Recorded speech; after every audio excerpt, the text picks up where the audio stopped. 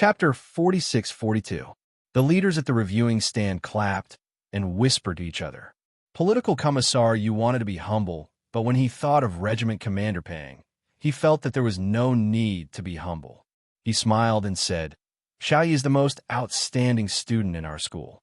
Although she is a girl, her overall qualities are better than many male students.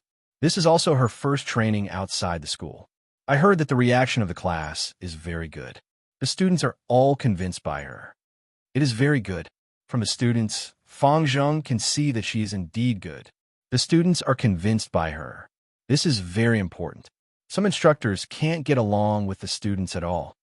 Yes. The hot-tempered instructors have no patience. The whispers made Regiment Commander Pang secretly glare at Political Commissar Yu a few times. In return, Political Commissar Yu smiled slightly. Regiment Commander Pang pressed his lips together and regretted letting his political commissar go on a business trip. If he had known, he would have brought Old Zhang here. Old Zhang was the most suitable person to argue with. He was a rough person, so he really couldn't win against Old Yu. Regiment Commander Pang secretly gritted his teeth. He regretted not bringing his political commissar with him. Political Commissar Yu, who had won a round, picked up a bottle of mineral water that was heated by the sun. He opened the cap and gulped down 2 mouthfuls. No matter how hot the sun was, he still felt very comfortable. It took some time for more than 4,000 students to finish the line. They started from 8:30 to 11:30. The students from a northern campus and the headquarters finished the line. At this time, the sun was so hot that it made people feel dizzy. The surface of the ground was steaming hot, and everyone was sweating all over. After the students finished the line, it was the instructors' turn for the grand competition. 96 instructors stood in the empty square below the reviewing stand. The students, who were so hot that the corners of their eyes turned red, were instantly energized. They all stretched their necks and opened their eyes wide, waiting for a good show. The 96 instructors finished organizing their respective teams. With a loud shout, 72 instructors quickly stepped out of the ranks. The remaining 24 instructors stood in formation, leaving the field for the instructors of the Grand Martial Arts competition. Although it was called a grand competition, it was actually a hand-to-hand combat. It was not the all-round competition in the army. The hand-to-hand combat was a battle between 2 instructors. Practice in advance? No way. Go easy on them? No way. Then it must be a real fight. I'm a little nervous. Do you think our instructors will lose? I don't know. They shouldn't lose. Is it a real fight? Or was it a fake fight? They wouldn't really fight, right? If the other side loses, wouldn't it be very embarrassing? Who cares if he's fighting for real or not? It's fine as long as we can watch. That female instructor is also on the stage. Will she succeed? More than 4,000 students had already started discussing in secret. Their voices were not loud, but when they gathered together, they were like buzzing bees. Every one of them hoped that their instructor would win, and every one of them cheered for their instructor. Someone suddenly shouted, "Go, instructor!" In an instant, the whole place was filled with "Instructor! Go, instructor!" There were even people who directly shouted, "Go, instructor!" The martial arts competition between the instructors had not yet begun, but the field was already very lively. The cheers and shouts made the instructors unable to help but cover their mouths and smile. On the reviewing stand, Regiment Commander Pang slightly leaned forward and smiled at Political Commissar Yu. Old Yu, if they lose, don't criticize them when you go back. After all, they're just a group of students. They can't be compared to the veterans under me. After they graduate and train with the veterans in the army for a year or 2, it should be about time. Chapter 46-43. Regiment Commander Pang. You should just sit back and watch. Don't get too worked up later. Come, drink some water first.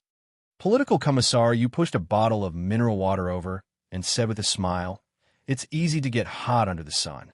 You have to stay calm." Regiment Commander Pang unscrewed the cap and drank half the bottle in one go. He let out a satisfied sigh.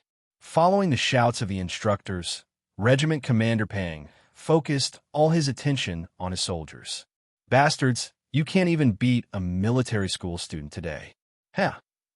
Prepare to be skin alive when you get back. In the field, a fierce armed police instructor clenched his fists and bent his legs slightly. He stared at the military school student who was fighting with him. The armed police instructor who was fighting with Yi Qian slightly moved his neck left and right, revealing the muscles on his arms. It was obvious that he was very strong. He raised his eyebrows at Yi Qian, expressing his interest. Yi Qian replied with a smile, showing that she was also interested. Both sides were provoking each other. No one wanted to fall behind. At this time, no one would easily admit defeat. They all had the intention to compete. Yi Qian was no exception. She just wanted to win beautifully. Following the whistle, there was another loud shout. The hand-to-hand combat had officially begun. Instructor, go for it. Instructor, go for it. Instructor Song, go for it. Go for it. Instructor Yi, go for it. You're the best. You're the most beautiful. Go for it. Go for it. The two instructors fought. Slashes, slashes, kicks, kicks, throws, hugs. Everything was done. Seeing this, the students' eyes widened and they exclaimed, Tao Yi, Tao Yi. Can our instructor Yi win? The armed police officer fighting with her is twice the size of Instructor Yi. A boy was very nervous. He pulled Tao Yi and asked, if that punch comes, Instructor Yi will probably be sent flying. Don't talk nonsense. Instructor Yi is very strong. Before Tao Yi could answer, Huang Yan defended her. Do you think Instructor Yi can't fight because she's thin? Tao Yi is stronger than Instructor Yi. Didn't he still lose? Tao Yi, who had pulled her back as a cushion, felt his heart skip a beat. He said to the boy, she's right. For this kind of hand-to-hand combat, strength alone isn't enough. You have to be agile. Instructor Yi's strength. Every time Tao Yi thought about the sparring session on the first day of the military training, he could still feel the pain in his leg that was kicked by Yi Qian. Pursing his lips, Tao Yi continued to whisper, Instructor Yi's strength isn't bad. It's quite big. It's still unknown if the other instructor can win. There won't be a winner or loser right away. Let's warm up first so that we can enjoy watching. After that, we'll officially start the competition until the winner is decided. Those who knew the ropes would naturally be able to see the twists and turns, unlike the other students who only cared about who was beaten up. Seeing that Tao Yi didn't say anything else, Huang Yan turned her head to look at it seriously. After 10 days of military training, even Yi Qian did not expect that Huang Yan, the girl who had pissed her off first, would become the girl with the best military performance in the class. She could crawl and stand, and even her shooting results yesterday were quite good. Yi Qian was shocked. She was a good seedling to be a soldier. If her problems were really cured, she could quit school and apply to join the army. If her performance in the army was good, she could stay. The 72 instructors tested each other's strength back and forth. They all knew that it was time to decide who was better. With a faint coldness in her eyes, Yi Qian suddenly grabbed the armed police instructor's wrist with one hand. She stretched her right leg forward and then to the side. Her movements were fast and fierce. She didn't give the instructor any chance to resist. After her right leg moved to the side, her upper body moved to the side as well. With a low shout, she cleanly and nimbly executed a perfect shoulder throw. Chapter 46-44. Great! Political Commissariat shouted and was the first to applaud. While he was applauding, the school leaders and teachers who were dizzy from the sun also began to applaud.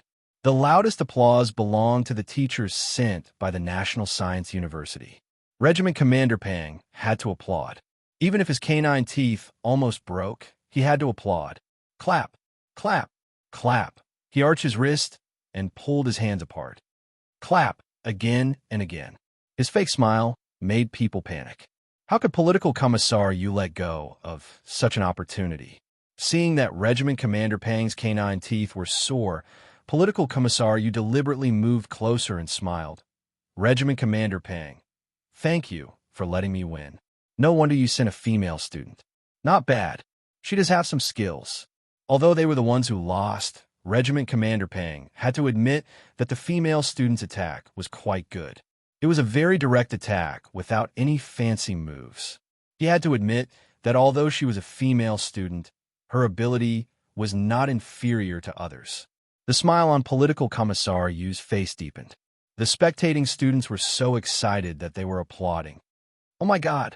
Our instructor Yi is awesome. Awesome. Too awesome.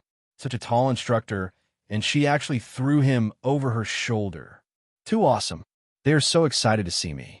Instructor Yi is the first one to throw an instructor down. She's the first one. Tao Yi, did our instructor Yi show mercy to you that night? She didn't throw you like that. Tao Yi, who was once again brought up as a topic, felt helpless. He could not avoid this topic. She didn't throw me like that. She did show mercy. Watch carefully.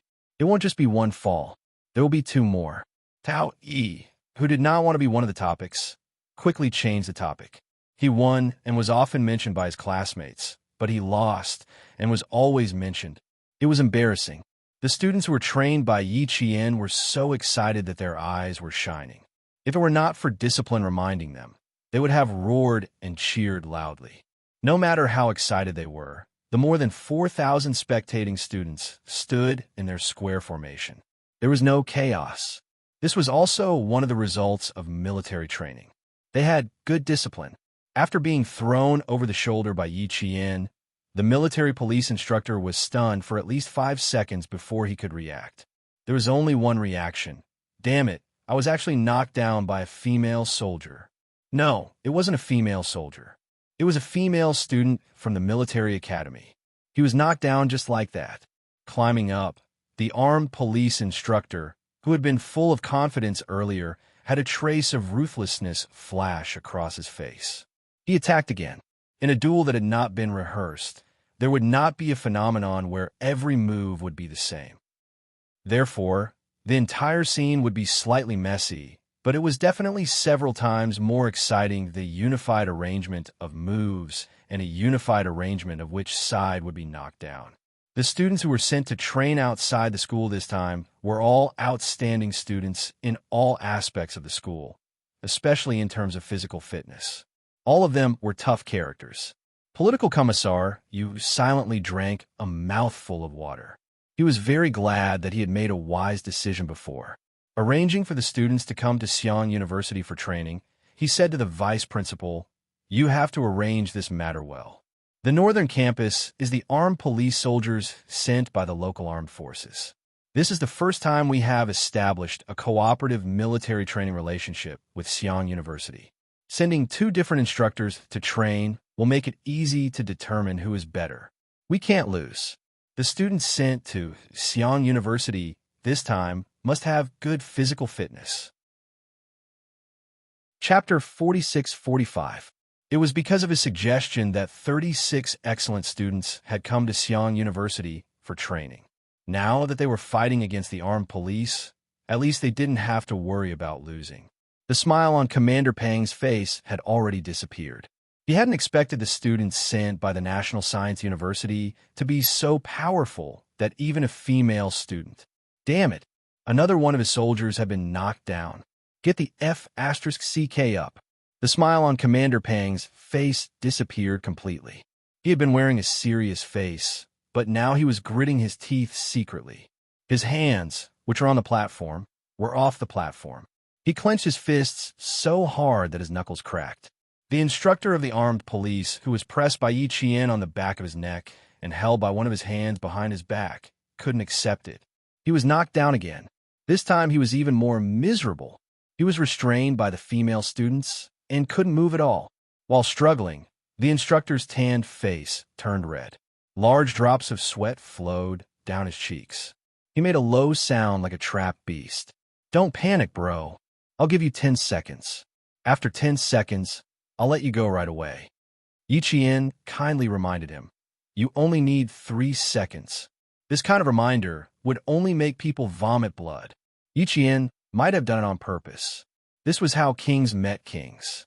On the other side, Song Jiqiu successfully hugged an instructor of the armed police and threw him to the ground. Then she wrapped her legs around his legs so that he couldn't move his lower body at all. She held his hands behind his back tightly. Both of them fell to the ground sideways until 10 seconds passed. Not all the instructors were like that. Some of them were knocked down by the instructors of the armed police. More than 4,000 students kept applauding the real hand-to-hand combat. They were so excited that they seemed to be fighting on the field themselves. All of them were attracted by the combat of the instructors in the field.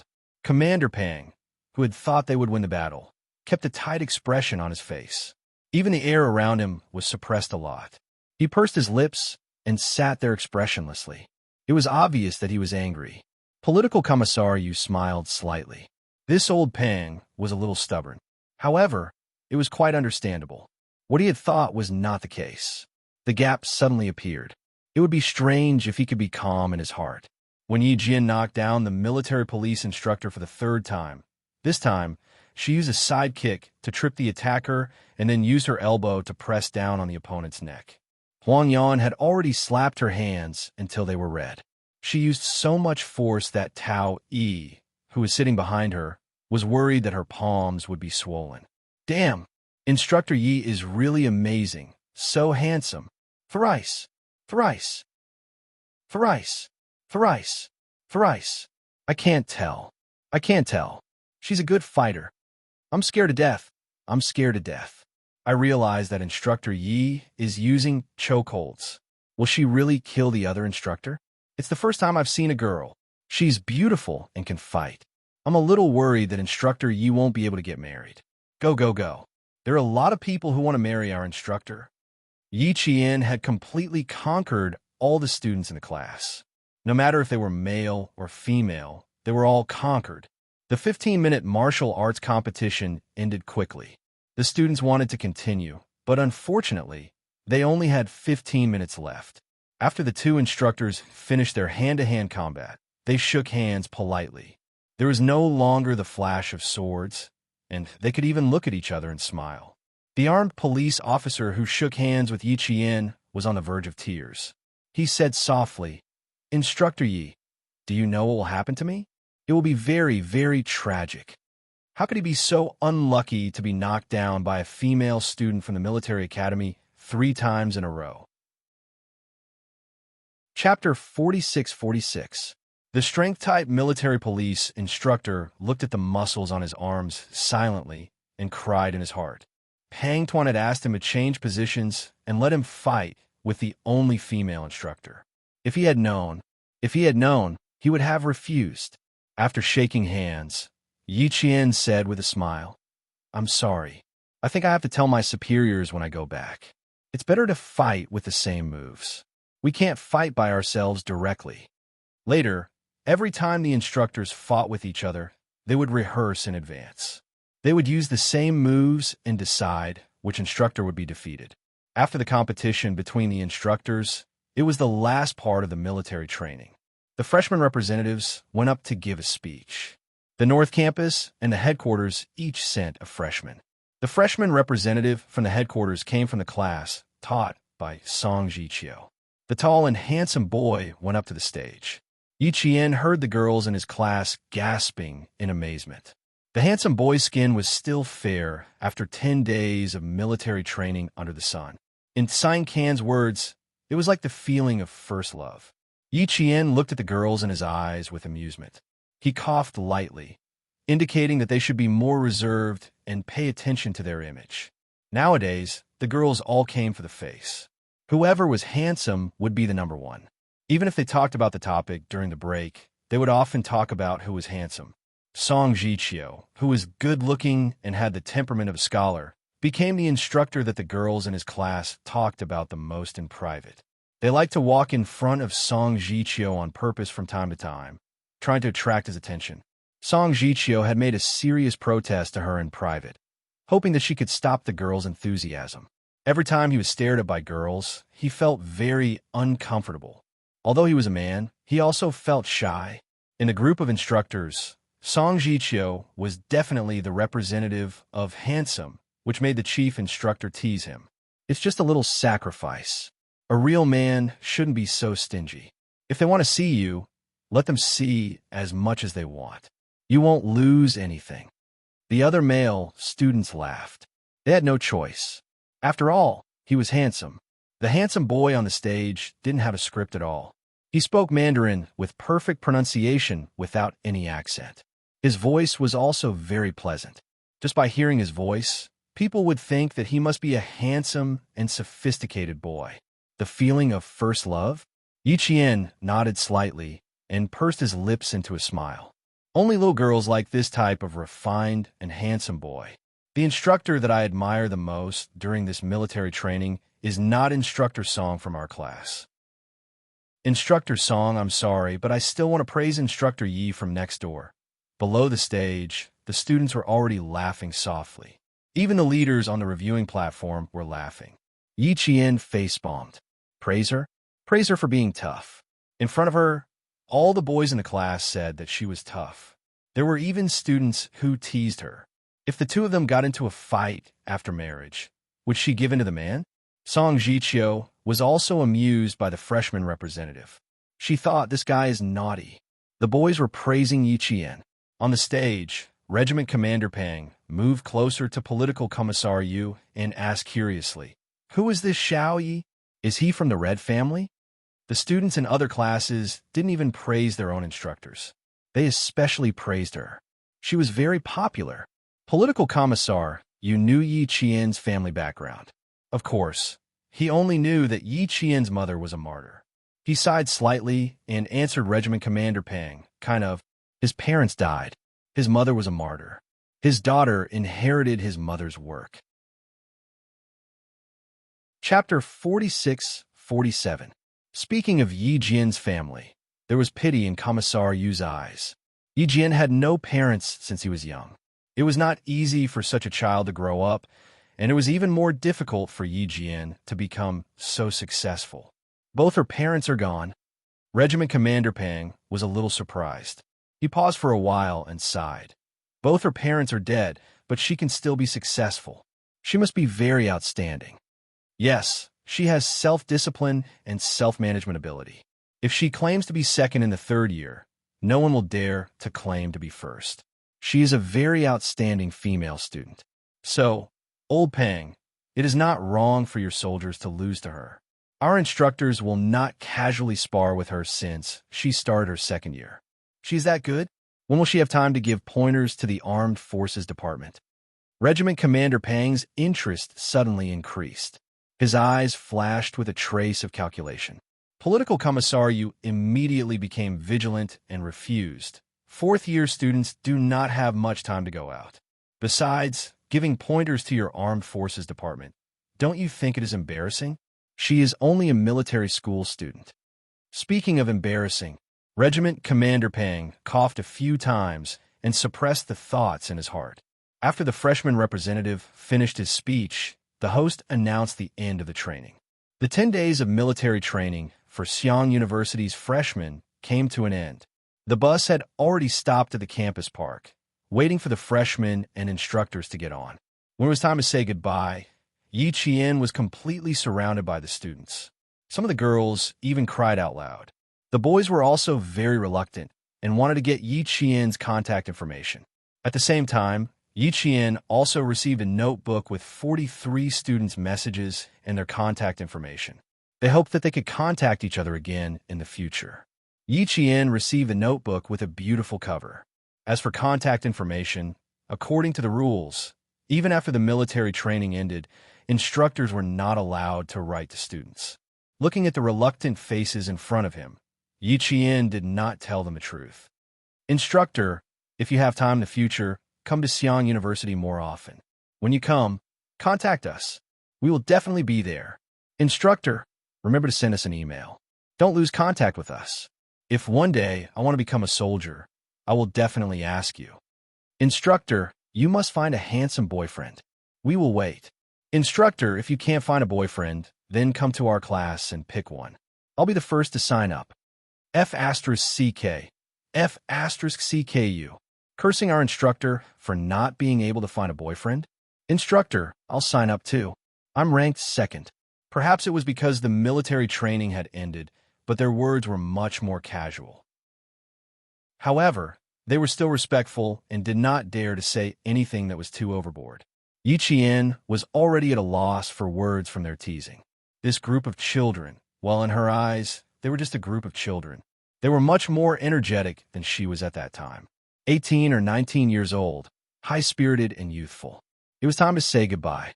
No matter how reluctant she was, she had to wave goodbye. The car started, and Yi Qian saw her classmates standing there, waving at her from afar. Sighing softly, Yi Qian lowered his head.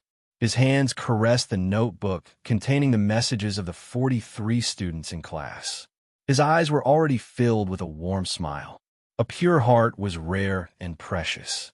Although the students could control their emotions in front of their classmates, when they got on the car, they were all in low spirits. The atmosphere in the car was very gloomy. One or two of them were silent, and no one wanted to speak. Yi Qian and Song Jiqiu sat in a row. They were quite close, but they did not speak. One looked out the window, and the other looked at the notebook. They were so silent that it was obvious that they were in low spirits. Chapter 46-48. The chief instructor stood up and looked at the 36 trainees on the bus. He sighed softly. It was the same every year, which made him feel depressed. Although the military training only lasted for 10 days, for these trainees, the trainees were their soldiers. They taught them every movement and command. They sweated and laughed together. Even if it was only for 10 days, they were the soldiers they had trained. How could they be in a good mood when they parted with the soldiers they had trained? After a period of time, he would be able to walk out on his own. Time was the best healing medicine. When they were about to arrive at school, Song Jiqiu, who was sitting by the window, moved her arms and took out a few letters from her pocket. She touched Yi Qian's arm gently and handed the letters to him. Yi Qian was reading the message book. Seeing this, he looked at Song Jiqiu confusedly and asked, "For me?" "Yes. Some boys in the class secretly put in my backpack. I thought about it and took it." Song Jiqiu, who was in a better mood, smiled teasingly. "It's a love letter, but I didn't read it." Seeing the teasing in her eyes, Yi Qian answered calmly, "Of course it's for you. What does it have to do with me?" It was better for her not to take the love letter. She had no choice. Her man was narrow-minded. If he knew about it, she would be drowned in jealousy again. "You really don't want to read it? Aren't you curious?"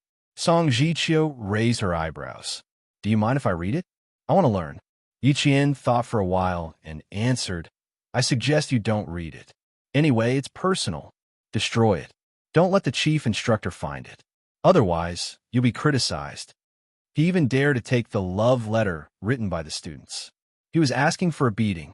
In the end, the two of them didn't read what was written in the love letter. Instead, they read the message booklet in Yi Jian's hand. It was full of witty words and even recorded the things that Yi Jian said in Pinyin, which made people laugh. "Sir, there's a bug on my face. You can kill it with your eyes or influence it with your eyes. Choose one." "Sir, I want to go to the toilet." "Don't worry. Your bladder has enough capacity. Bear with it. You just went to the toilet 20 minutes ago. I can't help but suspect that you're weak in some aspect. Can you still hold on?" "Yes." "Not bad. I'll add another 10 minutes of standing at attention." There was even a machete added at the end of this sentence. "Instructor, at that time, you tortured and killed the entire class thousands of times in our hearts." Seeing this, Song Jiqiu, who could not speak loudly and could only hold back her laughter, laughed so hard that her stomach cramped. "I didn't expect that you would be so happy during the military training. I didn't know. I really didn't know. Even I'm not as happy as you.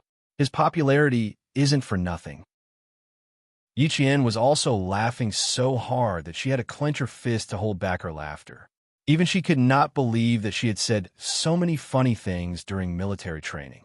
As he watched and smiled, his mood gradually improved. As for the contact address, phone number, and email, the two of them tacitly chose to ignore it because it was impossible to contact them. After returning to the military academy, Yi Qian, who had entered the senior year, quickly immersed himself in his intense studies. So did Su Wen and He Jing. The training outside of school had become Yi Qian's beautiful memory in his military career. Sometimes he would inadvertently think of it and smile unconsciously. The students in the senior year were even busier. There was no such thing as a senior year at all. They were as busy as before. Sometimes they even had to run over to train the freshmen. They were so busy that they even had to plan their sleeping time carefully.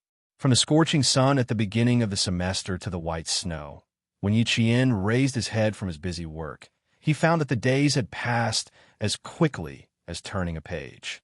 In the blink of an eye, the first semester of the senior year was over.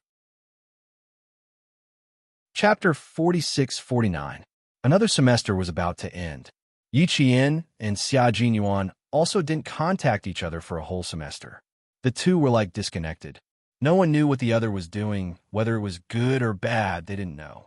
Although the two didn't contact each other, in the middle of December, Yi Qian received a call from G3 in the brigade.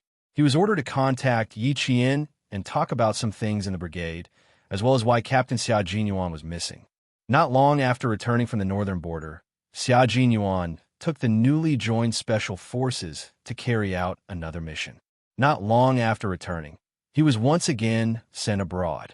This time, he was sent to the side of a big leader who went abroad for a visit. Immediately after, he went abroad to carry out another mission. When the pigeon contacted Yi Qian, he still hadn't returned to the brigade. But before leaving, Xia Jinyuan told G3 that if he didn't return by the end of December, he should let G3 contact Yi Qian and mention his situation a few words. He couldn't say anything else. Since receiving the call in the middle of December, another month had passed. Yi Qian didn't receive another call from the brigade. He also didn't know whether Xia Jinyuan had returned or not. Fortunately, Yi Qian was used to it. Other than being worried, he didn't complain. But today, he missed her very much because it was snowing. Once during a snowy season, he came to the campus. The two walked through the cold wind for more than half of the military academy. They were so cold that the tips of their noses turned red, but they still couldn't bear to separate. In this year's first snow, she was the only one walking around the campus. Xi'an City's first snow came late. 3 days before the winter vacation, a goose feather-like snow fell overnight. The entire campus was covered in a vast expanse of white. It was very beautiful. The always solemn and serene campus was filled with cheerful laughter. Those were the students who were shoveling snow for their own amusement, avoiding the pickets, and having a snowball fight. Along with the sound of orderly running, all the students finished gathering and started their morning exercise. No matter how warm the quilt was, it couldn't keep the students who needed to get out of bed. Su Wen hugged a pile of information books and looked at the students running in the morning. She said to Yi Qian and He Jing, both with emotion, "Freshman students, senior brothers and sisters, would they like us today, standing here and looking at us as freshmen?" "There must be." He Jing nodded and answered with certainty, "But they're definitely not as stupid as the three of us. We've been standing there for more than 10 minutes. If we don't leave now, they'll think that we're spying on them." He did not move half a step. Standing in the cold wind for more than 10 minutes, he really did look like a fool. Yi Qian looked up from his documents and smiled. "I didn't. It's the two of you."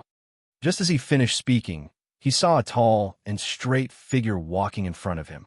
His target was clear, and it was obvious that he was looking for someone. Yi Qian gently nudged He Jing's arm and said with a smile, "You're doing it again.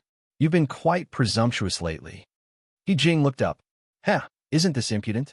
As the holiday was approaching, Song Jiqiu, a student, was not as reserved as before. Instead, she came to him openly. She did the same today. "You guys go to the classroom first. I still don't have the local topography materials. I'll look for you when I find them." Yi Qian was the first to speak. She had a good reason to leave, and she had indeed missed out on a military topography textbook that she needed for her graduation. The first 3 days of the winter holiday were the time for all kinds of exams. Even though Yi Qian was the best at arranging time, he was still a little flustered. Su Wen, whose nose had turned red because of the cold wind, did not notice her boyfriend walking toward her. She rubbed her nose and said in a hoarse voice, "Okay, I'll go to the classroom with Jing." She had caught a cold a few days ago, so her voice was hoarse and her nose was stuffy. Until today, she still had some mild symptoms. Chapter 46-50. Since his girlfriend had a cold, of course, her boyfriend would take care of her all the time. However, Song Jiqiu was quite good at reconnaissance. Apart from Yi Jian and He Jing, The students in her dormitory did not know that she had been in a secret relationship for one semester. She would definitely keep it a secret. Since the boyfriend who took care of his girlfriend was here, Jing naturally wouldn't accompany him. The two of them were whispering sweet nothings to each other. She didn't want to be a third wheel. She immediately said to Soo-won, whose skin was much better because of their love, "I'm sorry. I have to go back to the library. You go back to the classroom first. You don't need to accompany us. If you accompany us every day, someone might have a problem with us." Soo-won came to her senses. She turned around and saw her boyfriend, who stuck close to her because she had a cold, strolling toward her. She felt sweet and embarrassed at the same time. Before she said anything, Yi Qian and He Jing left sensibly. They had no choice but to accept the kindness of others. Last week, Song Jichio invited them to dinner and asked him carefully if he could let Soo-won be with her boyfriend a few days before the holiday. They ate and nodded. Then they generously let Soo-won go. In this way, Song Jichio dared to come here on time every day. "Why are you here again? Didn't you tell me not to come here all the time? Be careful not to be discovered by the teachers. If so, we'll be in serious trouble." In this relationship, Soo-won was much more cautious than Song Jichio. She had to be cautious. She was about to graduate. Thanks to her own efforts and Yi Qian's encouragement, she had finally improved the teacher's evaluation of her. She didn't want to go back to the days before liberation because of a relationship. Perhaps it was because the female students in the military academy were all very rational. But Soo-won was not blinded by love. She could see clearly and distinguish clearly between the two. Song Jichio was also clear-headed. Otherwise, she wouldn't have concealed it from her comrades in the dormitory. If Soo-won hadn't caught a cold, he wouldn't have come here all the time. After hearing that, he took the thick documents from Soo-won's hands. He glanced at the two figures who left before he came and said with a smile, "I know what I'm doing. Let's go. My nose is still stuffed. I didn't sleep much last night."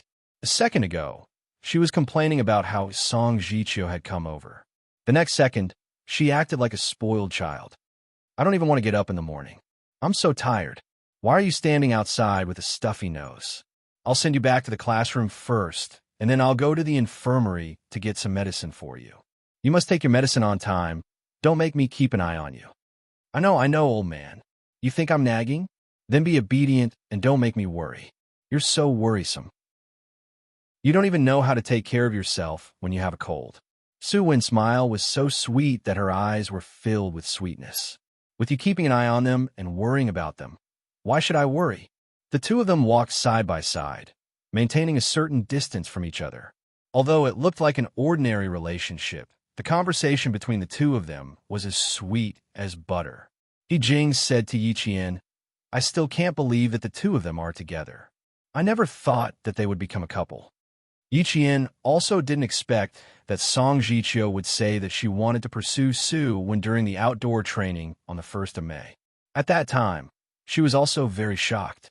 According to Song Jichio's temperament, she should have found a demure, gentle, and dignified girlfriend. However, she found a completely opposite one. She found Soo-won, who was lively, gentle, dignified, and demure. She lacked everything. He said that he wanted to pursue Soo-won, but she really didn't think that he would be able to pursue Soo-won. This was because Soo-won had never said anything about being interested in Song Jichio. Chapter 46-51. In the end, Song Jichio got Soo-won. After getting along with each other for half a year, their relationship grew deeper and deeper. Song Jichio tolerated Soo-won. Because of Soo-won, she even smiled more often than before. We didn't expect that because we didn't know Song Jichio well. He was dull and needed a girl who liked to laugh and play. Soo-won was right for him. Soo-won needed a boyfriend who could tolerate everything about her. Song Jichio, who was steady, could tolerate her. In this way, it was not strange that they could be together. Yi Qian said in a low voice, which made He Jing, who was sensitive, feel a trace of sweetness. "You and he are the same, aren't you? You never thought that two people who had nothing to do with each other would become your boyfriend. However, one day, he really became your boyfriend. You were surprised, hesitant, and at a loss. But you also had a trace of expectation, right? He Jing said with a smile. Then she saw Yi Qian's white cheeks blush. Ha ha ha ha. Every time they talked about the affairs between men and women, she would blush. Blush again. Blush again. Your blushing problem. I really want to bully you more.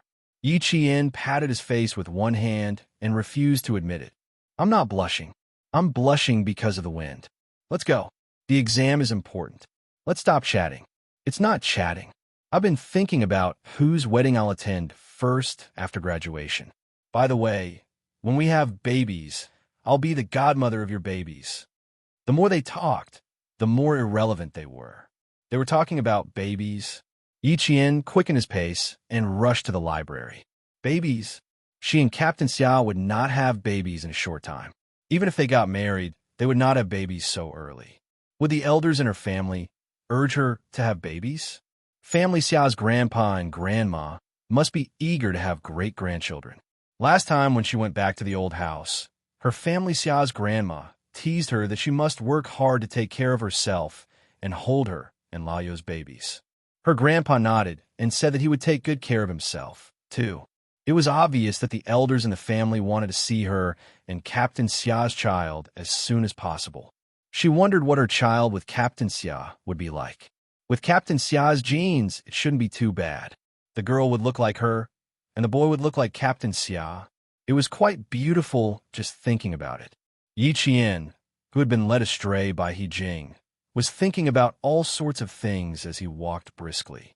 By the time he entered the library, his face was even redder than before. He was thinking too much. How could he not blush? This time, He Jing really thought that she was bragging.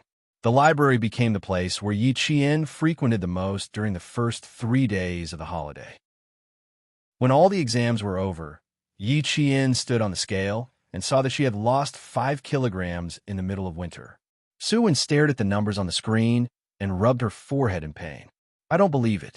It's fake, it's fake. Why did I only lose half a kilogram? Because Jane Eyre and I don't have anyone to take care of us, but you do. He Jing, who had also lost 5 kilograms, smiled and mocked her roommate who had always wanted to lose weight but could not do so. God is fair. You can't have your cake and eat it too. Yi Qian, who had put on his shoes, also smiled and said, Anyway, you've lost half a kilogram. It's pretty good. You'll be with Song Jiqiu for the rest of the winter holiday. I guess you'll be fatter. This winter holiday, Su Wen and Song Jiqiu would stay on duty at school. They would even spend the Chinese New Year at school. After receiving the notice, Su Wen hid under the quilt and laughed secretly for a long time. Song Jiqiu was even more shameless. She was so happy that her white teeth could be seen from afar. Chapter 4652. Usually, Yi Qian would be the busiest during the winter vacation. However, it was different this year. She could go home early for the vacation. Moreover, she had already booked the plane ticket. She would fly back to Jing City at 11 o'clock the next morning. He Jing did not stay in school. However, she had to go on a business trip with the instructor. It would take her about 10 days to write the report after she came back. The next morning, they walked Yi Qian to the school gate and left. Looking at the airport bus that was leaving, Su Wen sighed. It's my first time to walk Yi Qian home. She used to leave without saying anything. I don't even know when she left school. She has been busy for so long. It's time for her to have a relaxing vacation. He Jing, who also walked Yi Qian home for the first time, sighed softly. Looking at the traffic coming and going, she said in a melancholy voice, after the winter vacation, it will be the last semester. The final exam will be in April. Then it will be May. After May, June will come.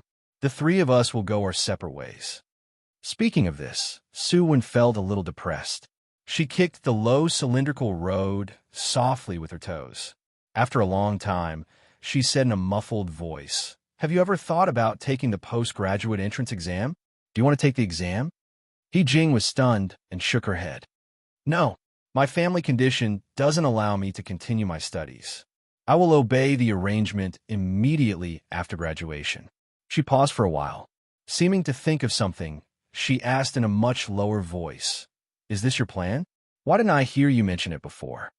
Song Jichio suggested that I take the postgraduate entrance exam until I take the exam. My family also hopes so. I didn't think about it before. Now that both sides have suggested it, I'm a little tempted. What about Song Jichio? What plans does she have? Take the postgraduate entrance exam together. I am tempted because she also wants to take the exam. Then what are you thinking about? Of course. How great it is to take the exam together. As long as the conditions allow, you can continue your studies. You don't have to think about it. I think it's great. Jing smiled. Although the single-eyed female soldier liked to pick on Su-won, she was also sincere to Su-won. As long as my family supports me, I will have no worries. I can really continue my studies. What do you have to worry about? Do you think you can't take the exam? Shame? Su-won silently glanced at her comrade who hit the nail on the head. The resentment in her eyes made Jing laugh unkindly. Ha ha, did I really hit the nail on the head? Ha, you're also afraid of losing face. Are you afraid that Song Jichio, who can successfully take the postgraduate entrance examination and successfully study for her doctorate, will despise you? Save me some face, brother. I've been mentally exhausted during this period of time, and you're still making fun of me. Su-won rolled his eyes fiercely. If you laugh again, we'll break off our friendship. It was impossible to break off their friendship.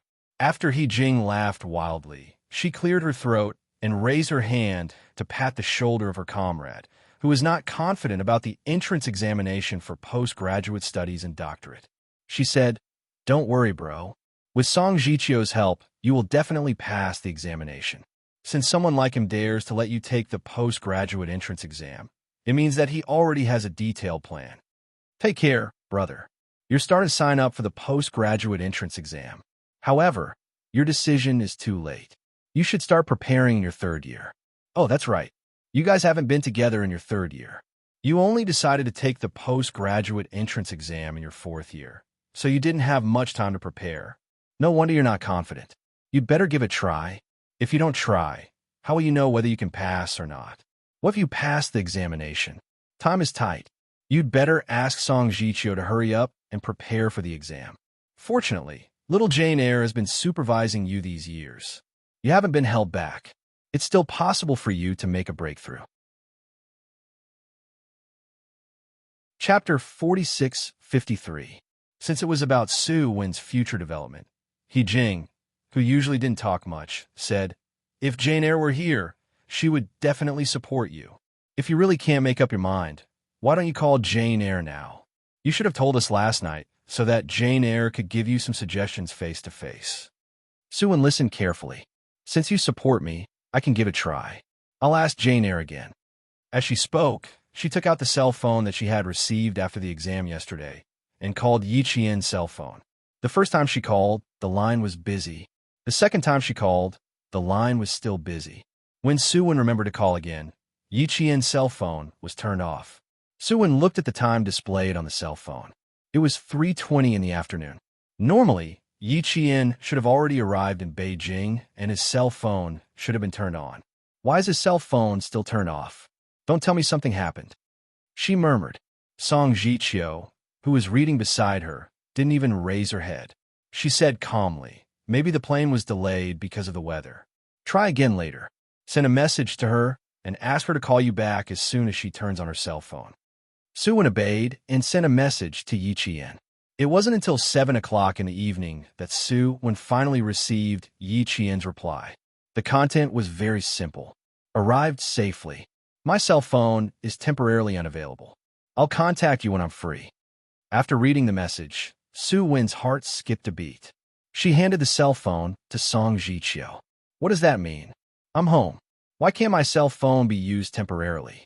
Song Jichio, who had been studying materials for the postgraduate entrance examination with her girlfriend all day long, leaned forward to read the message. She slightly pursed her lips, and a trace of darkness flashed in her eyes. She smiled and said, "Nothing. Who would stare at their cell phones when they're home? They must be with their families. She'll contact you when she's free. Be good. Don't think too much. You'd better hurry up and take the postgraduate entrance examination." As she spoke, she naturally reached out to take Su-won's cell phone and put it in her pocket. My cell phone is temporarily unavailable. It seems that Yi Qian is doing something unknown and dangerous again. It wasn't a matter, but a mission. They were still working hard for the postgraduate entrance exam and were confused about which unit they would go to in the future. However, Yi Qian, who was always at the forefront of all the students, had already determined his direction and adapted in advance. Song Jiqiu looked at her girlfriend, who was reading the book seriously, and a faint smile appeared in her eyes. Fortunately, Yi Qian, who had a plan for the future, had been keeping an eye on Suwon. Otherwise, he would not have proposed to take the postgraduate entrance examination. He hoped that she would be able to return safely. With her abilities, she would definitely be able to return safely. See you next year, comrade. In the quiet library, there were people working hard for their future. Meanwhile, Yi Qian, who had received a phone call about a refund and rebooking, was already sitting in an inconspicuous black sedan. Other than her and the driver, there were two other people in the car. This is the information of all the missing girls. They all dropped out of school early to work because their families were poor. Last March, the anti-drug police intercepted a batch of new drugs, which was also the beginning of the disappearance of these girls. The man sitting in the back seat handed a stack of documents to Yi Qian. At the same time, there were several photos attached. If the families of these girls hadn't reported the case, no one would have realized that so many girls had gone missing. The investigating police also didn't think that their disappearance might be controlled by transnational drug dealers. It was not until last week that the anti-drug police found a new clue that the two were connected. During the day, when Yi Qian went to the airport, she received a call from Major General Yang. After a 5-minute call, Major General Yang changed her itinerary from flying to Jing City to flying to Yun Province. Chapter 4654. Yin Province was the province Yi Qian frequented the most. Every mission she carried out was more dangerous and more difficult than the last. And now, Yi Qian lowered her eyes as she walked. Her slender fingers unconsciously rubbed the corner of her clothes. Her beautiful face darkened. It's a dangerous trip. Write a letter to whoever you want. If you can come back, tear it up. If you can't, on the other end of the phone, Major General Yang said in a low voice. It was very, very heavy, like a huge rock sinking to the bottom of the sea. If you can't come back, this letter will be a suicide note. Her fingers touched her pocket lightly. The folded letter had clear edges. She just needed to put it in an envelope and give it to the anti-narcotics team. If you can't come back, this letter will be given to her lover, who will then pass it on to his family. It's a dangerous trip. It's the first time she wrote a suicide note. Yi Qian arrived at Yun Province's Cheli City at 11 o'clock at night. She followed two anti-narcotics police officers through a dimly lit corridor. After 2 turns, they arrived at the 3-story office of the anti-narcotics police in Cheli City. The office was small, but the training ground was quite large. Walking along the corridor, the right-hand side of the corridor was filled with training grounds. Vaguely, they could even hear the low growls of drug detection dogs. This area was about the size of 2 football fields, and it was the training ground for drug detection police officers to train drug detection dogs. The 2 anti-narcotics police officers who led the way only gave Yi Qian a brief introduction of their work environment. The most they talked about was Cheli City. Cheli City was located on both sides of the Lansong River fault zone. The terrain was mountainous, high in the north and low in the south. The mountains were high on both sides and low in the middle. The south was bordered by Myanmar. Cheli City was the closest county city to the Golden Triangle. It was also where Yi Qian was staying tonight. Entering the 3-story office building, the most eye-catching thing was not the solemn police badge, but a black and white wall. The wall was filled with black and white photos. There were no names, no introductions, just photos. The photos were in glass frames. The bottom of the frame was lit with a white band. As soon as Yi Qian walked in, she felt like a heavy hammer was coming at her. It hit her hard in the chest. In an instant, the chi and blood in his chest surged, but his back was covered in layers of cold. There were no names or introductions, just rows and rows of black and white photos on the wall. Yi Qian understood without needing the two narcotics officers to explain. There were rows and rows of photos, all of which were of the police officers who had sacrificed themselves in the fight against drugs.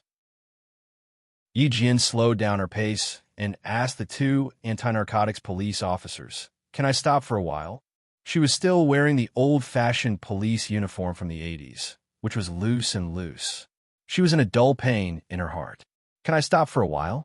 When they entered the office building, the two narcotics squad officers nodded slightly and accompanied Yi Qian to the Wall of Martyrs. Yi Qian bowed deeply and did not straighten his back for a long time. The two narcotics officers who accompanied him also bowed and saluted their comrades who had fought side by side with him.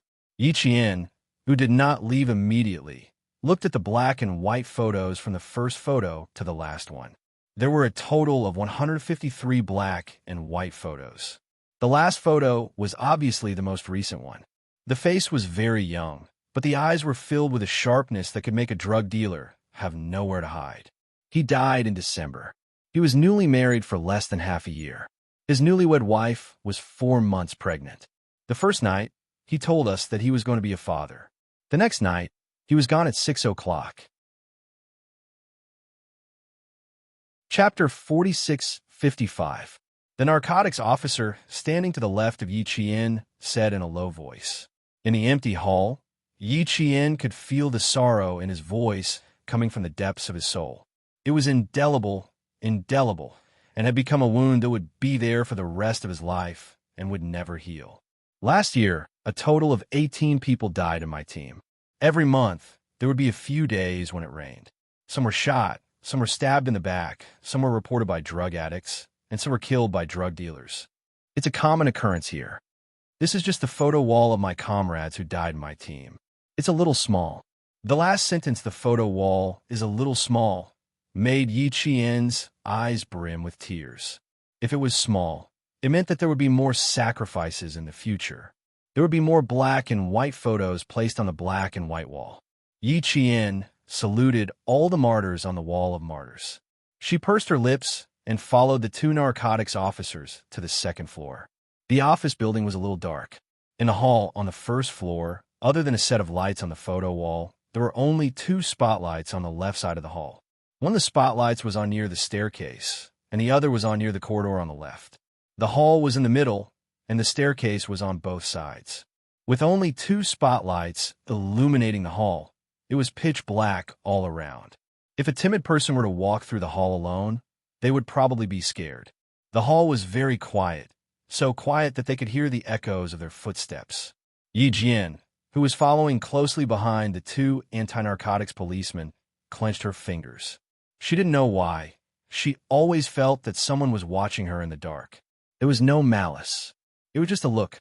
After passing through the hall and heading to the staircase on the left, the 2 narcotics officers who were leading the way motioned for Yi Qian to go upstairs first. Yi Qian, who was already feeling strange, suddenly moved to the side. Immediately after, a dark shadow appeared at the entrance of the dark staircase and rushed towards Yi Qian. The moment the black shadow appeared, the 2 narcotics officers who were leading the way pushed open the office door next to the staircase. The 2 of them entered in a flash and locked the door behind them. Without any warning, Yi Qian instantly understood that the narcotic squad was testing her. The more cautious they were, the more it showed that this mission was extraordinarily dangerous. The will, the probing, and the Wall of Martyrs all told Yi Qian that he might never return from this trip. The only 2 spotlights in the hall were also extinguished. Aside from the Wall of Martyrs, the entire hall was pitch black. It was so dark that one could not even see their own fingers. Yi Qian leaned against the cool wall. She could no longer use her eyes to look for danger. She calmed herself down and used her ears to listen to her surroundings. She tried to listen for the faint sounds of breathing coming from somewhere. She reached for her waist and heard the sound of a metal button being unfastened. Yi Qian quickly pulled out the belt from her waist and used it as a weapon. Then, she used her strength to shake off the breathing sound closest to her. Pah! The belt she flung out was like a sword piercing through the air. With lightning speed, It struck a dark shadow that was hiding at the bottom of the staircase. The shadow was slowly approaching Yi Qian. Yi Qian didn't know exactly which part of the shadow the belt hit. She only knew that she successfully heard the sound of the belt hitting the shadow. The shadow that was hit by the belt was in so much pain that her teeth cracked. Her facial features were distorted. This female soldier who came back, her reaction was much faster than the 7 female soldiers and policewomen from before. Although it was painful, the shadow smiled excitedly. Chapter 46-56. They needed a female soldier with superior intelligence, stamina, and brain power. They had been looking for her since half a year ago, and they had selected a total of 7 suitable female soldiers and policewomen to come to Cherry City. Although they were indeed quite outstanding, they still did not pass the preliminary assessment. There was a policewoman who had just returned from studying abroad. She was excellent in all aspects. She could fight, and her IQ was also above average. However, in the end, she failed because she did not know how to disguise. No matter how she disguised herself, her temperament could not fool people. She could let an experienced drug dealer see that she was an anti-narcotics police officer at a glance. There was really only one last level left. After passing the disguise level, the cute policewoman, who even had a cute name, would become the only undercover in this mission. However, she failed at this level. Even she herself said that she was lacking in disguise. There must not be any flaws, but perfection. In the end, this policewoman named Unyielding from a special police force in the capital failed the assessment. She was still recovering in the anti-narcotics force with regret. The black shadow who licked the tip of his tongue rubbed his arm that was burning with pain from being whipped by the belt. He held his breath and quickly pushed open an unlocked office. He flashed in and immediately locked the door. He first tried to test the water. He was very satisfied with the female soldier's quick reaction.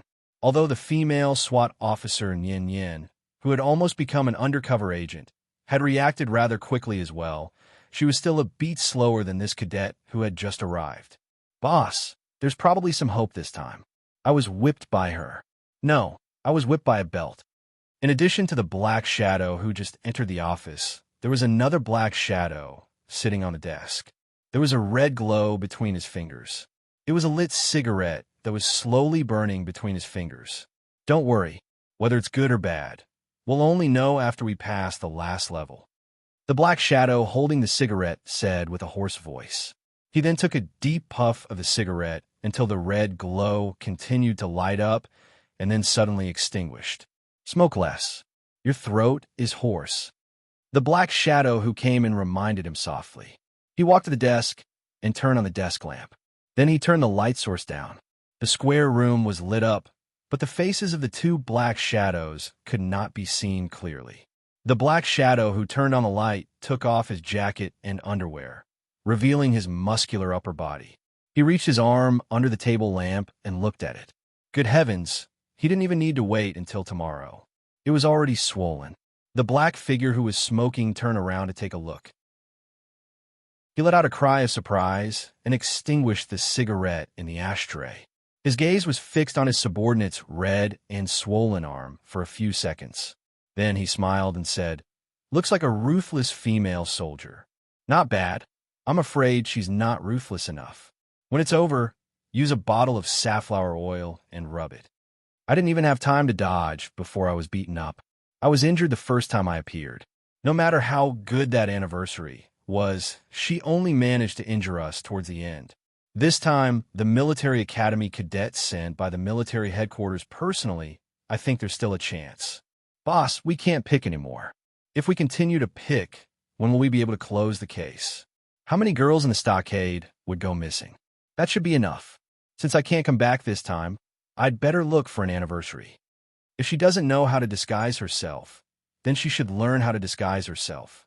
Train her for about 3 days. With her comprehension, she will definitely pass." Today, a few of us went to see her. She even asked us to let her try again.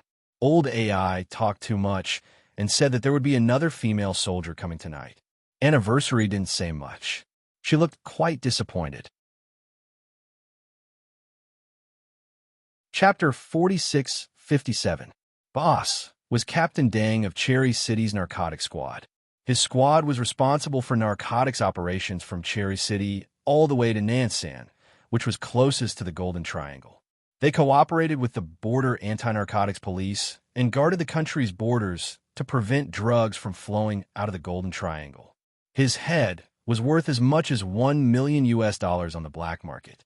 It had increased by $500,000 since last October, and now it was worth $5 million. There were countless drug dealers who wanted to kill him, and he wanted to kill countless drug dealers as well. Captain Dang was only 45 years old. He graduated from the police academy at the age of 21 and was assigned to Yun Province as a narcotics police officer. Even he didn't know how heavy the drugs he had seized were. He didn't know how many drug dealers he had caught and how many drug dealers wanted him dead. No matter how dangerous it was, Captain Dang never thought of retiring from his current position. In his words, even if he had to die, he wanted to drag a few more drug dealers down with him.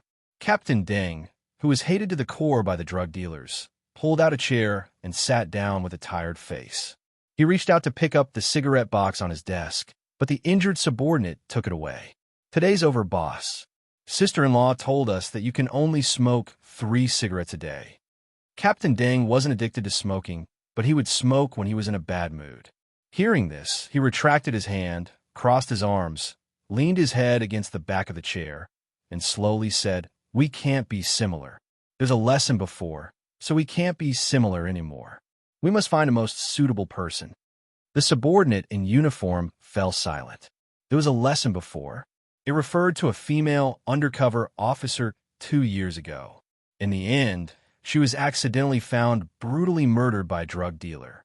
The squad received a set of bloodied clothes without sleeves, a pair of bloodied pants that had turned into shorts, and a head of hair that was stuck to the skull. It meant cutting off the hands, legs, and skulls. The cruelty made the eyes of all the narcotics officers in the squad turn red and cry. This time, they had to send another undercover officer. The tragedy from 2 years ago couldn't be repeated, so it had to be perfect. Outside, Yi Qian, who was being tested, stood on the stairs to the second floor for a long time. There were people lying in ambush on the stairs and around the stairs. She didn't know whether to go up or down. And there wasn't just one shadow, there were 6 of them. They were all narcotics officers who were deep in the field. They were going to test the abilities of the female soldier and see if she could take on this undercover mission. "Go," a black shadow said in a low voice. The voice slid across the blade and entered Yi Jian's ears with a sharp edge that could make one bleed. Yi Qian, who was about to rush to the second floor, was forced to retreat. "Eyes! Yi Qian! Come! Yi Qian! Yi Qian!" The sneak attackers all had daggers or similar weapons in their hands, but she only had a belt in her hands. She had to take it easy. She couldn't let them cut her belt into pieces. There were already shadows lying in ambush at the bottom of the stairs. Yi Qian leaped from the top of the stairs.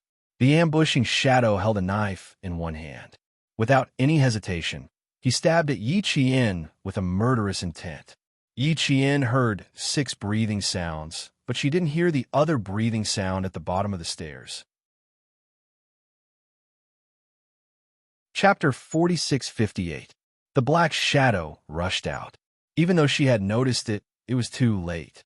She couldn't avoid all of them. She could only try her best to avoid getting hit in her vital parts. Yi Qian, who was on the ground, reached out with one hand and grabbed the iron bar of the bar.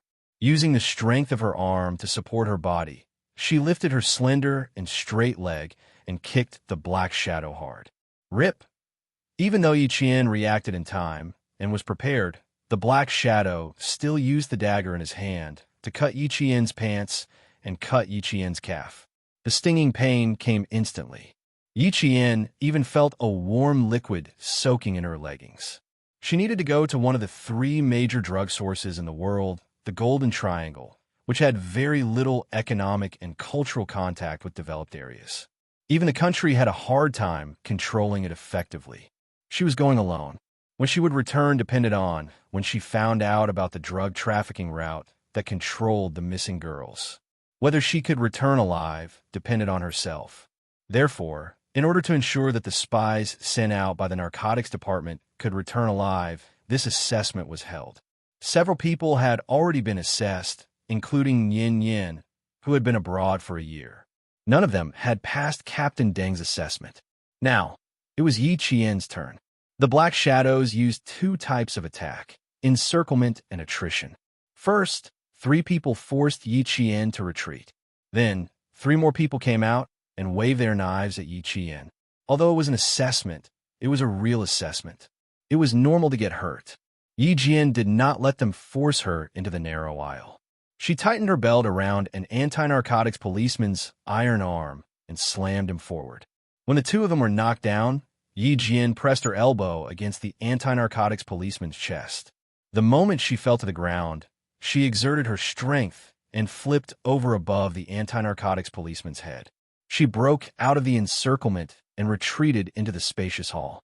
The consequence of breaking out of the encirclement was that her only weapon, the belt, was gone. It was wrapped around the officer's arm, and she couldn't retrieve it. Because they were entering Yun province, Yi Qian kept the silver thread in his luggage as a precaution.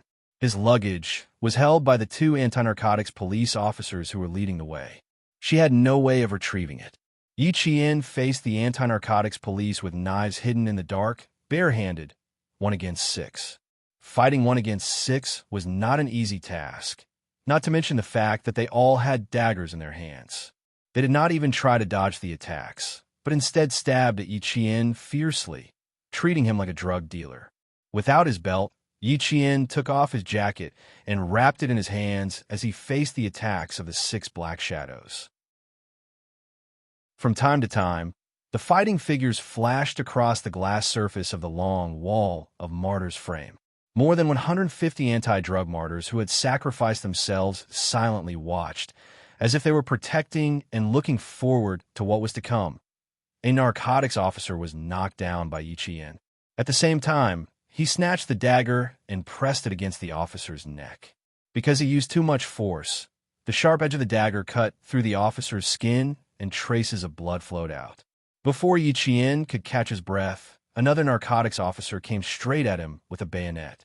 His movements were so fierce that Yi Qian's pupils contracted. She quickly retracted her dagger and dodged. The narcotics officer whose dagger was snatched away by Yi Qian got up and retreated to the side. He was no longer qualified to participate in the assessment of female soldiers. There were still 5 people left. Yi Qian needed to defeat all 5 of them to pass the first round of combat assessment. There were no guns or ammunition. It was a pure life and death battle. For Yi Qian, the difficulty was still acceptable. He could handle it. Chapter 46-59. The anti-narcotics police officers fighting Yi Qian were not ordinary anti-narcotics police officers. They were all on the most dangerous front lines, chasing after drug traffickers. Each of them had made countless contributions and were very capable. As long as they were hit by their punches and kicks, they would be in so much pain that their facial features would be hideous. Yi Qian was no exception. His back was kicked hard by an anti-narcotics police officer behind him. Yi Qian let out a muffled groan as he fell forward. The anti-narcotics police officer in front was even faster. He raised his long leg and kicked Yi Qian, who was falling forward. If he was kicked this time, Yi Qian would definitely be kicked back again and beaten to death by the anti-narcotics police officers behind him. They would really beat Yi Qian to death without mercy and without putting on a show. They would use all the ferocity they had against drug traffickers and deal with Yi Qian one move at a time. They had to do this. They had to figure out whether female soldiers were feasible before deciding whether to continue. Carelessly and casually was definitely not acceptable. If they just let it go, the tragedy from 2 years ago might happen again. Therefore, they could not allow it to happen again. Yi Qian felt pain in her back, and she was kicked in the chest. Her blood was boiling. She saw that her chest was being kicked again. In an instant, she grabbed hold of the long leg that was coming at her. Her dark eyes were filled with anger. She finally found her balance after being kicked. She grabbed hold of the leg that was coming at her and stabilized her body. Then, She took quick steps forward and slammed her whole body into the anti-narcotics police officer. One of the anti-narcotics police officer's legs was caught by Yi Qian. He was unable to break free. His other leg was used as a center of gravity. How could he resist Yi Qian, who was charging at him at full force? His whole body was flipped over by Yi Qian. Bang! The anti-narcotics police officer who was flipped over fell on his back. Yi Qian did not let go of his leg. Her eyes were bloodshot. She spun around and sat on the officer's knee. She used all her strength to hold his leg back. Arg! This was not an ordinary pain. It was so painful that the narcotics officer growled in pain. I admit defeat. I admit defeat. If I pull it out any further, my right leg will be crippled for 3 months. He did not want to see a drug enforcement officer with a broken bone immediately admit defeat. He was afraid that if he spoke 1 second later, the red-eyed military school student would really cripple his right leg. Yi Qian released her grip and stood up vigorously. The sharp blade of the dagger in her hand was facing outwards, the tip of the dagger parallel to her elbow and wrist. She stared at the 4 narcotics officers with a fierce look in her eyes. Suddenly, she stepped forward and assumed an attacking stance.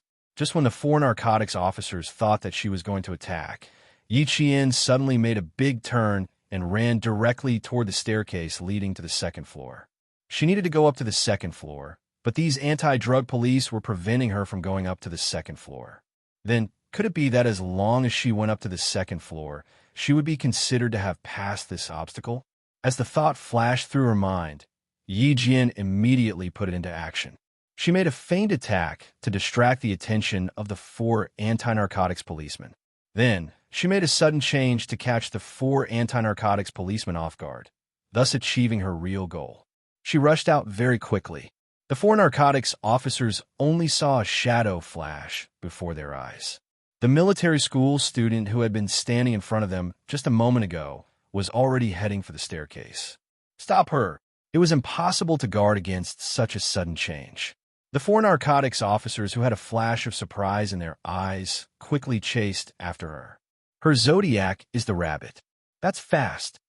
Not bad. She's better than Yin Yin. Chapter 4660. The narcotics squad officer who had been eliminated laughed and chatted. Although he had been beaten up, he was really happy. The narcotics squad officer whose dagger had been pressed down by Yi Qian and whose neck had been scratched by Yi Qian raised his hand and touched his neck, which was still tingling slightly. He whispered to his colleague, I have a feeling that we've found the right person this time. He's very strong and took very little time to finish us off. He's very agile and has sharp judgment. He's indeed better than the previous people. The narcotics squad officer who had almost had his right leg crippled by Yi Qian was not as optimistic as his colleague. He frowned as he listened to the sound of chaotic footsteps and the sound of fighting again. He lowered his voice and said in a low voice, We'll only know if we pass the last round. I hope we pass. I hope we can satisfy the boss. After he finished speaking, his gaze fell on the wall of martyrs. His heavy gaze did not need a search. The first thing he saw was a black and white photo of a policewoman. The policewoman in the photo had the same solemn expression as all her comrades who had sacrificed themselves. The corners of her mouth were slightly pursed, and her sharp eyes looked straight ahead. She was the policewoman who had sacrificed herself 2 years ago. Her body had not been found until now. There were rumors that her body had been eaten by a tiger fed by a drug lord. She was the 16th martyr whose body had not been found. She was also the most tragic martyr in recent years. She had become the pain of the entire narcotics squad and the pain of their boss, Captain Deng. The other narcotics squad officer also looked at the wall of martyrs. The 2 of them stood quietly and looked at each other quietly. Time had condensed in his sadness, and it made the corners of their eyes sparkle with faint tears. All the black and white photos on the wall were taken on the first day of employment. Therefore, everyone's expression was the same. They were solemn and not restrained by smiles. The first thing they did on the first day of employment was to take photos. They had to wear their uniforms and caps when taking photos. They had to be serious and could not smile. In fact, no matter how good their mood was at the time, They would become silent and solemn after hearing the reason why they had to take photos on the first day of employment. This was because this photo was not only their employment ID photo, but also their posthumous photo one day. No one could smile. They took the photos with complicated and reverent feelings. The two narcotics squad officers quietly looked at their comrades who had once fought side by side and now only had photos of them. If no one disturbed them, they would probably be able to stand there until dawn. The moment Yi Qian rushed to the second floor and kicked a narcotics squad officer who had chased after him down the stairs, the originally pitch-black office, all the lights. The narcotics officer who was kicked down the stairs by Yi Qian grabbed onto the handrail with one hand and barely managed to stabilize himself. Otherwise, he would have fallen head first and ended up with his head stuck in the ground. The door opened. At the same time, the door of the office opposite also opened. Two narcotics squad officers walked out. When they saw Captain Deng, they said in unison, "Boss." She went up to the second floor. Captain Deng looked up and nodded slightly. Yes, she went up. Let's go and take a look. Chapter 46-61. The white light reflected in Captain Deng's eyes, like a blazing fire illuminating the deep darkness in his eyes. Captain Deng, who had walked to the abyss for a long time, finally saw hope. The two anti-narcotics policemen quickly exchanged glances. So, there was hope. You too. Why are your clothes and hats crooked? Go, look in the mirror and tidy yourself up. Captain Deng reminded his subordinates to pay attention to their image. He buttoned the top button of his police uniform and pulled the hem of his clothes. Just as he was wondering if he had missed something, his subordinate ran out from behind and handed him his police cap. Cap is not on. Yes, he had missed his police cap. After putting on his hat, Captain Deng strode up the stairs and climbed up several steps in just a few steps. Boss! Several anti-narcotics policemen stood in the stairwell. When they saw their captain coming over, they suppressed their excitement and raised their voices to greet him. Yi Qian stood on the second floor and looked down at the sound in the corridor. He saw Captain Deng of the anti-narcotics team striding over. Yi Qian hurried down the stairs. No. Captain Deng stopped him immediately and said in a mellow voice, "The meeting room is on the second floor. You don't have to come down." Taking down the 6 narcotics police officers he sent out in 15 minutes was twice as fast as what he had expected and 10 minutes faster than Yan, who had the best record. Captain Deng suppressed the excitement deep in his eyes and walked up to Yi Qian in a few steps. The first thing he did was to apologize. "I'm sorry for not informing you in advance when I arranged this tonight. There's a reason for it. Please forgive me." Yi Qian smiled and said, "Captain Deng, you're too polite. You're responsible for me, so you don't have to apologize. I can understand." That's good. This way, please." He was straightforward and did not need to explain too much before he was forgiven. The heavy stone in Captain Deng's heart was lifted a lot. He hoped that she could persevere until the end and pass all the tests. Although he had hope in his heart was a little heavy. The road ahead was full of danger. If she could really pass all the tests and successfully sneak into the core of the Golden Triangle, would she be able to complete the mission and come back smoothly? Captain Deng, who was in a complicated mood, looked a little gloomy. His footsteps, which were light just now, were heavy when he took another step. The door to the meeting room was pushed open. Yi Qian shook hands with the narcotics officers whom he had fought with before sitting down to begin the meeting. Captain Deng of the narcotics division, who had a thin face and a pair of eagle-like eyes, first told Yi Qian what he was going to face, where he would go, and what he needed to do in advance. He spoke very slowly, as if he was afraid that Yi Qian would not be able to hear him clearly. He spoke word by word very clearly, and from time to time, he would ask Yi Qian, "Any questions? Is there anything you don't understand? Is there anything you need to ask?" Every time Yi Qian answered, "Yes, no problem, please continue." Captain Deng's eyes would flash with a hint of a smile, and the hope in the depths of his eyes would brighten a little. This was the 8th female soldier in the system they were looking for. The previous 7 people were both female police officers and female soldiers, and all of them were very outstanding. However, in the end, none of them passed the test on their side. However, this military cadet with the surname, Yi, was able to memorize the information they provided in a limited time. Then, she would enter the last round of the disguise test. If she passed the disguise test, she would be the undercover agent who would enter the core of the Golden Triangle. She would be abducted by drug dealers who pretended to be looking for workers. After being abducted, she would face the danger of being lured into taking goods, the danger of being beaten up, the danger of being illegally imprisoned, and even the danger of being humiliated by the drug dealers. Chapter 46-62. She had too much responsibility on her shoulders. Not only did she have to face many dangers alone, she also had to investigate the whereabouts of the missing girls. She had to report to the outside world about the new drug chain, the people involved in the transaction, the time of the transaction. Everything had to be reported to the outside world.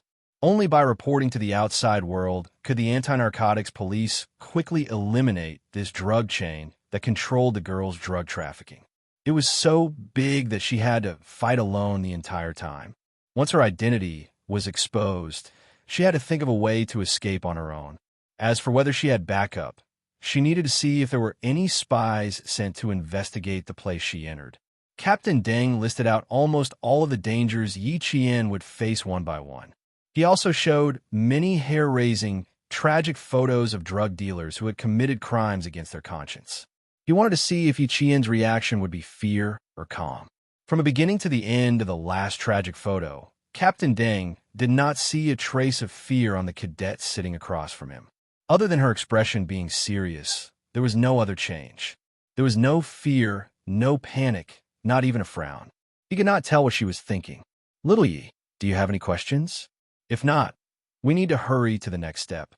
After cutting the last tragic photo from the projection screen, Captain Deng stared unblinkingly at the cadet he could not see through. Even his voice became softer, as if afraid of disturbing Yi Qian. Yi Qian looked away. She nodded without a change in her expression and said seriously, "No questions. Please proceed to the next step." "Are you sure there are no questions? These photos..." Suddenly, Captain Deng raised his hand. The originally blank projection screen showed the most tragic photo that had not been shown before. In the photo, the drug dealer had thrown a person into a water cage. Only the person's head was above water, and underwater, snakes, leeches, and piranhas were disturbed by the electric waves and swarmed up to bite the person's head. What was even more shocking was that the photographer had purposely captured the executioner's facial expression. The tormented executioner's face showed the despair before death. Yi Qian glanced at it and looked away. She had seen even more tragic photos in the Snowfield Brigade, and she had personally experienced even more tragic scenes. Therefore, Yi Qian said calmly, "Please continue. These photos can't affect me." That photo, even Zhou Ninian, who had the strongest mental fortitude, was so shocked that he gasped. The 9 narcotics squad officers looked at Yi Qian in unison, then looked at their boss. Their eyes shone with a dark light that pierced through the darkness. "Boss, there's hope. Hold on tight." Captain Deng kept staring at Yi Qian until he gently closed his eyes and placed his left hand on a stack of documents that was about half an adult's arm high. "This is all the information, photos, code words, the entire topographic map of the Golden Triangle, and the photos of the villages sent back by satellite. You only have 3 hours. You need to remember all the information in 3 hours. After 3 hours, we'll ask questions and you'll answer them. The 9 of them will stay. If you have any questions, you can immediately ask any of them." That night, Yi Qian sat in a meeting room in Cheli City. He was accompanied by 9 experienced narcotics squad officers to learn the code words of the drug chain trade. At the same time, he had to write down a large number of suspicious people and immediately identify the people in the photos. All of this required a strong memory to memorize in a short period of time. Chapter 46-63. Yichien was far away in Cheli City, Yin Province.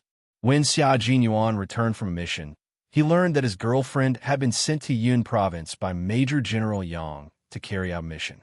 Xia Jinyuan, with bloodshot eyes, sat in Major General Yang's office in casual clothes, waiting for him to come back. His mission this time was to work together with the Russian Signal Flag Special Forces. The person he was working with was none other than Luke, who had worked together to eliminate Cobra. The two of them once again worked together to blow up an underground nuclear bomb in a certain Western country. After the explosion, the two of them immediately left and went back to their respective homes to find their mothers. The first thing Xia Jinyuan did after returning to the country was not to return to the army. He had obtained some information and needed to submit it to the military headquarters. The military headquarters would then transfer it to the relevant research department to see if they could extract any useful information from the information. Major General Yang was having a video conference with an armored regiment in the army. When he learned that Xia Jinyuan, who was supposed to return to the base, was waiting for him in the office, he immediately knew that his favorite subordinate must have something important to report to him in person. The conference started at 1:30 p.m. and ended at 4 o'clock p.m. Major General Yang tidied up the documents on the table, hurriedly greeted the generals who attended the conference with him, and hurried to the office. Xia Jinyuan, who arrived at the military headquarters around 2 o'clock p.m., was too tired.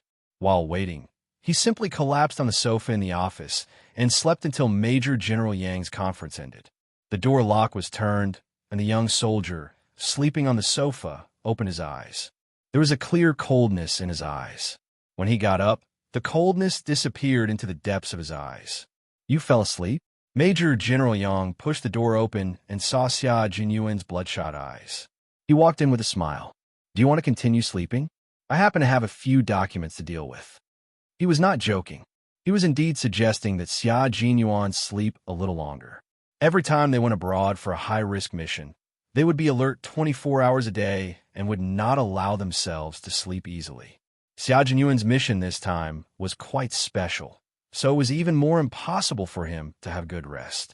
Xia Jinyuan, who had just sat up, stood up again and poured himself a cup of cold water. The cold water flowed down his throat, and his brain became much clearer. "I've slept for 2 hours. It's about time." His voice was a little hoarse as he replied, "I don't have much to do. I got some information from the underground database. It's all related to the bomb. I took it out to see if it's useful to our country." You have to know that some developed countries in the West have military reserves that are far more powerful than China's, and the same goes for their weapons. Otherwise, how can they be called developed countries, and our country is still developing China? Major General Yang's face turned solemn when he heard this. "Is there a problem?" "No." He took off his jacket and tore it open. All the information he had retrieved from the underground vault was stored in a small chip. "Let's hand it over to the relevant department. It should be useful."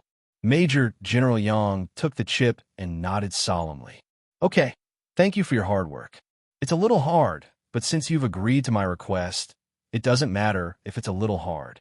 Xia Jinyuan, who was yawning without caring about his image, happened to see the stiffness on Major General Yang's face. He only yawned halfway and swallowed the other half of his yawn. "Your expression tells me that the thing I need you to do has failed." It was not a question. Although it was a question, it was a complete affirmation. Chapter 46-64. Facing his subordinate's cold gaze, Major General Yang sat down and opened the thermos flask on the table. He took a sip of warm water to calm himself down and then said, "I'm not Huang. I also want Xiaoye to spend the winter vacation at home this year, but I need her for a mission." "What mission?" Xia Jinyuan frowned, and his handsome face darkened. He had never made any requests to the military. This time, he hoped that his little fox could accompany Old Master Fu during the last winter break before she joined the Shuyu Brigade. Major General Yang agreed before he left, but now he was told that little fox had gone on mission. His hoarse voice was like a thick layer of ice sliding across the floor, bringing with it waves of coldness. "What mission needs her?" "Our team's mission. This is confidential." You have no right to know. Also, Xiaoyi is not an official member of the Snowfield Brigade, so you have no right to know where she is going. Okay, I'll hand the chip over to the relevant department. You look tired, go back and rest. I still have things to deal with if you don't. Major General Yang pulled open the drawer, took out his car key, and threw it on the table. The car key is mine. Help yourself. He was in a hurry to send Xia Jinyuan away. There was no other way. How could he not know about the boy with a family Xia and the soldier under him? If he continued to ask, he might not even be able to win against the soldier. Xia Jinyuan, who did not immediately go to get the car keys, put his hands on the side of the desk and leaned his tall body slowly towards Major General Yang. He looked at his old leader with his thin and sharp eyes. His dark eyes made Major General Yang's heart tremble with fear. Voila! The car key was dragged across the desk, and Major General Yang's eyelids twitched. Before Major General Yang could say rude, the young man who was staring at him curled his lips, picked up the car key, and left with a faint smile on his face. Major General Yang did not tell him the details of the mission, so Xia Jinyuan had no right to ask. Major General Yang also said that Yi Qian was not an official member of the Snowfield Brigade, so he had no right to know where she was going. He was not wrong. Therefore, Xia Jinyuan, who was engraved in his bones that a soldier's duty is to obey orders, didn't continue to ask, even though Major General Yang's words choked him to the point that he almost vomited blood. Huh, he was still not her captain? After this year, next June, he would not only be her captain, but also her man. Xia Jinyuan, who had not slept during the mission, directly drove Major General Yang's car to his apartment in Beijing to get some sleep. As for where his little fox went, he would know. When the special forces of the Snowfield Brigade went out on a high-intensity mission, if there were no more urgent missions or important matters to deal with after returning, they would usually take about 3 days off to rest. This was to ensure that the soldiers returned to their normal state and reached a balance between tension and relaxation. Xia Jinyuan was indeed very tired. He collapsed on the bed that he had not slept in for a long time. Within 3 minutes, the young soldier with dark circles under his eyes fell into a deep sleep. Yi Qian, who was far away in Yun Province, had already completed the last disguise test. She had encountered 3 rounds of anti-narcotics police at the bus station in Cheli City, but no one had recognized her as a military school student.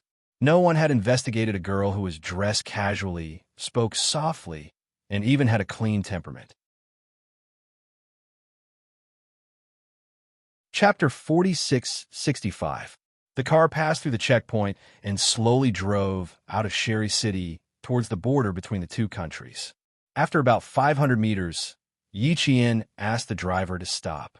She said that she had left her passport at the hotel and needed to go get it. The driver used the excuse that the car wasn't waiting for her and sped off. Yi Qian slowly walked towards the checkpoint. On the other side, Captain Deng's face was dark as he stared coldly at the 2 narcotics officers who just got on the car to check. He stared until the 2 narcotics officers' legs trembled. Just now, did you confirm that there were no suspicious people or items in the car? After 3 consecutive rounds of narcotics officers couldn't find the military school student who was disguised and hiding drugs in the car, Captain Deng's face couldn't be any better. Today, Captain Deng seriously suspected that his subordinates weren't doing their jobs properly. Or rather, they just saw that the girl was pretty and casually let her go. Yi Qian didn't stop when she walked past the checkpoint. She only glanced at Captain Deng, who was scolding people. Her footsteps were a bit hurried, but her expression was very calm as she walked past the checkpoint. It was definitely not convenient for her to have any communication with Captain Deng outside. She kept walking for another 500 meters until she reached an egg-shaped cake spot designated by Captain Deng. She ate the cake while waiting for Captain Deng and the others to come over. The 2 narcotics officers who got on the car and didn't find anything suspicious were scolded by their boss until they couldn't even lift their heads. They really didn't notice that there was a pretty girl in the car. They also looked carefully, but didn't find anything suspicious. They also checked the luggage that they thought was suspicious. The narcotics dogs also didn't find anything wrong. How could their boss be so sure that there was a suspicious person in the car? Boss, you can't just keep scolding like this. Let's chase after the car and check again to find the suspicious person. Beside him, the squad leader at the checkpoint reminded him in a low voice. He really thought so. Since they knew that there was a suspicious person in the car, what was the point of scolding them? They would definitely run over to find the person first and then come back to punish them. Captain Deng snorted heavily. What's the point of chasing? They already got off the car. His cold gaze swept over the several anti-narcotics police officers standing in front of him, and he said word by word, "This is the last border inspection station that belongs to us, the anti-narcotics police, before the domestic drug traffickers leave our country. Today, we're giving them a chance to bring drugs back to our country next time. All of you must check carefully. Don't let any suspicious person go, and don't just let them go. Do you hear me?" Yes. Several narcotics officers straightened their backs and accepted their captain's criticism. They were the last line of defense for the country, and it was their job to not let any suspicious targets go. Captain Deng didn't say anything more. He glanced in the direction of the cake shop and turned to his subordinate who had been reprimanded by him. There was a comrade in disguise who left the car just now. She had suspicious items on her, but none of you noticed her and none of you suspected her identity. Our reconnaissance ability still needs to be strengthened. They weren't the only ones who didn't see through Yi Qian's disguise. Captain Deng didn't feel good when he thought about how none of them saw through his disguise. He was both happy and worried, half happy and half sad. They were happy because there was finally a female soldier who passed all their assessments. They finally found the most suitable undercover to enter the core area of the Golden Triangle. They were worried because 3 waves of anti-narcotics police did not find anything suspicious about her. Were there more suspicious people with strong psychological qualities who escaped under their noses? Chapter 4666. Because of Yi Qian's successful disguise, the anti-narcotics police in Cherry City had to strengthen their assessment and training. It was much more difficult than before. Of course, their skills had also improved by leaps and bounds. As a result, drug traffickers no longer dared to transport drugs through Cherry City. Captain Deng saw Yi Jian in the cake shop. With mixed feelings, he looked at the cadet who was leisurely eating the sweet pastries one bite at a time. Suppressing his mixed feelings, he walked in. When the shop assistant saw this, he narrowed his eyes and nodded at their boss as a form of greeting. The cake shop was a secret spot for the anti-narcotics police in Cherry City. If the informants had any information, they would first pass it to the anti-narcotics police through the cake shop. This ensured the informant's safety and allowed the anti-narcotics police to gather information as quickly as possible. You're very good. You managed to disguise yourself under 3 waves of anti-narcotics police. Captain Deng sat down and spoke slowly. There was admiration in his eyes. Little Yi, you passed our assessment. Tonight, we will send you to a place. Whether you can be targeted by the drug traffickers or not is up to you. We will wait for your good news outside. Yi Qian put down his spoon and wiped the corners of his mouth with a tissue. He smiled and said, "Captain Deng, wait for my good news." "Yes, I think we will definitely wait for your good news. After all, you are much more outstanding than the previous few." To be honest, a female special police officer came from the capital the day before yesterday. She is already the most outstanding female police officer I have ever seen, but she failed the disguise assessment.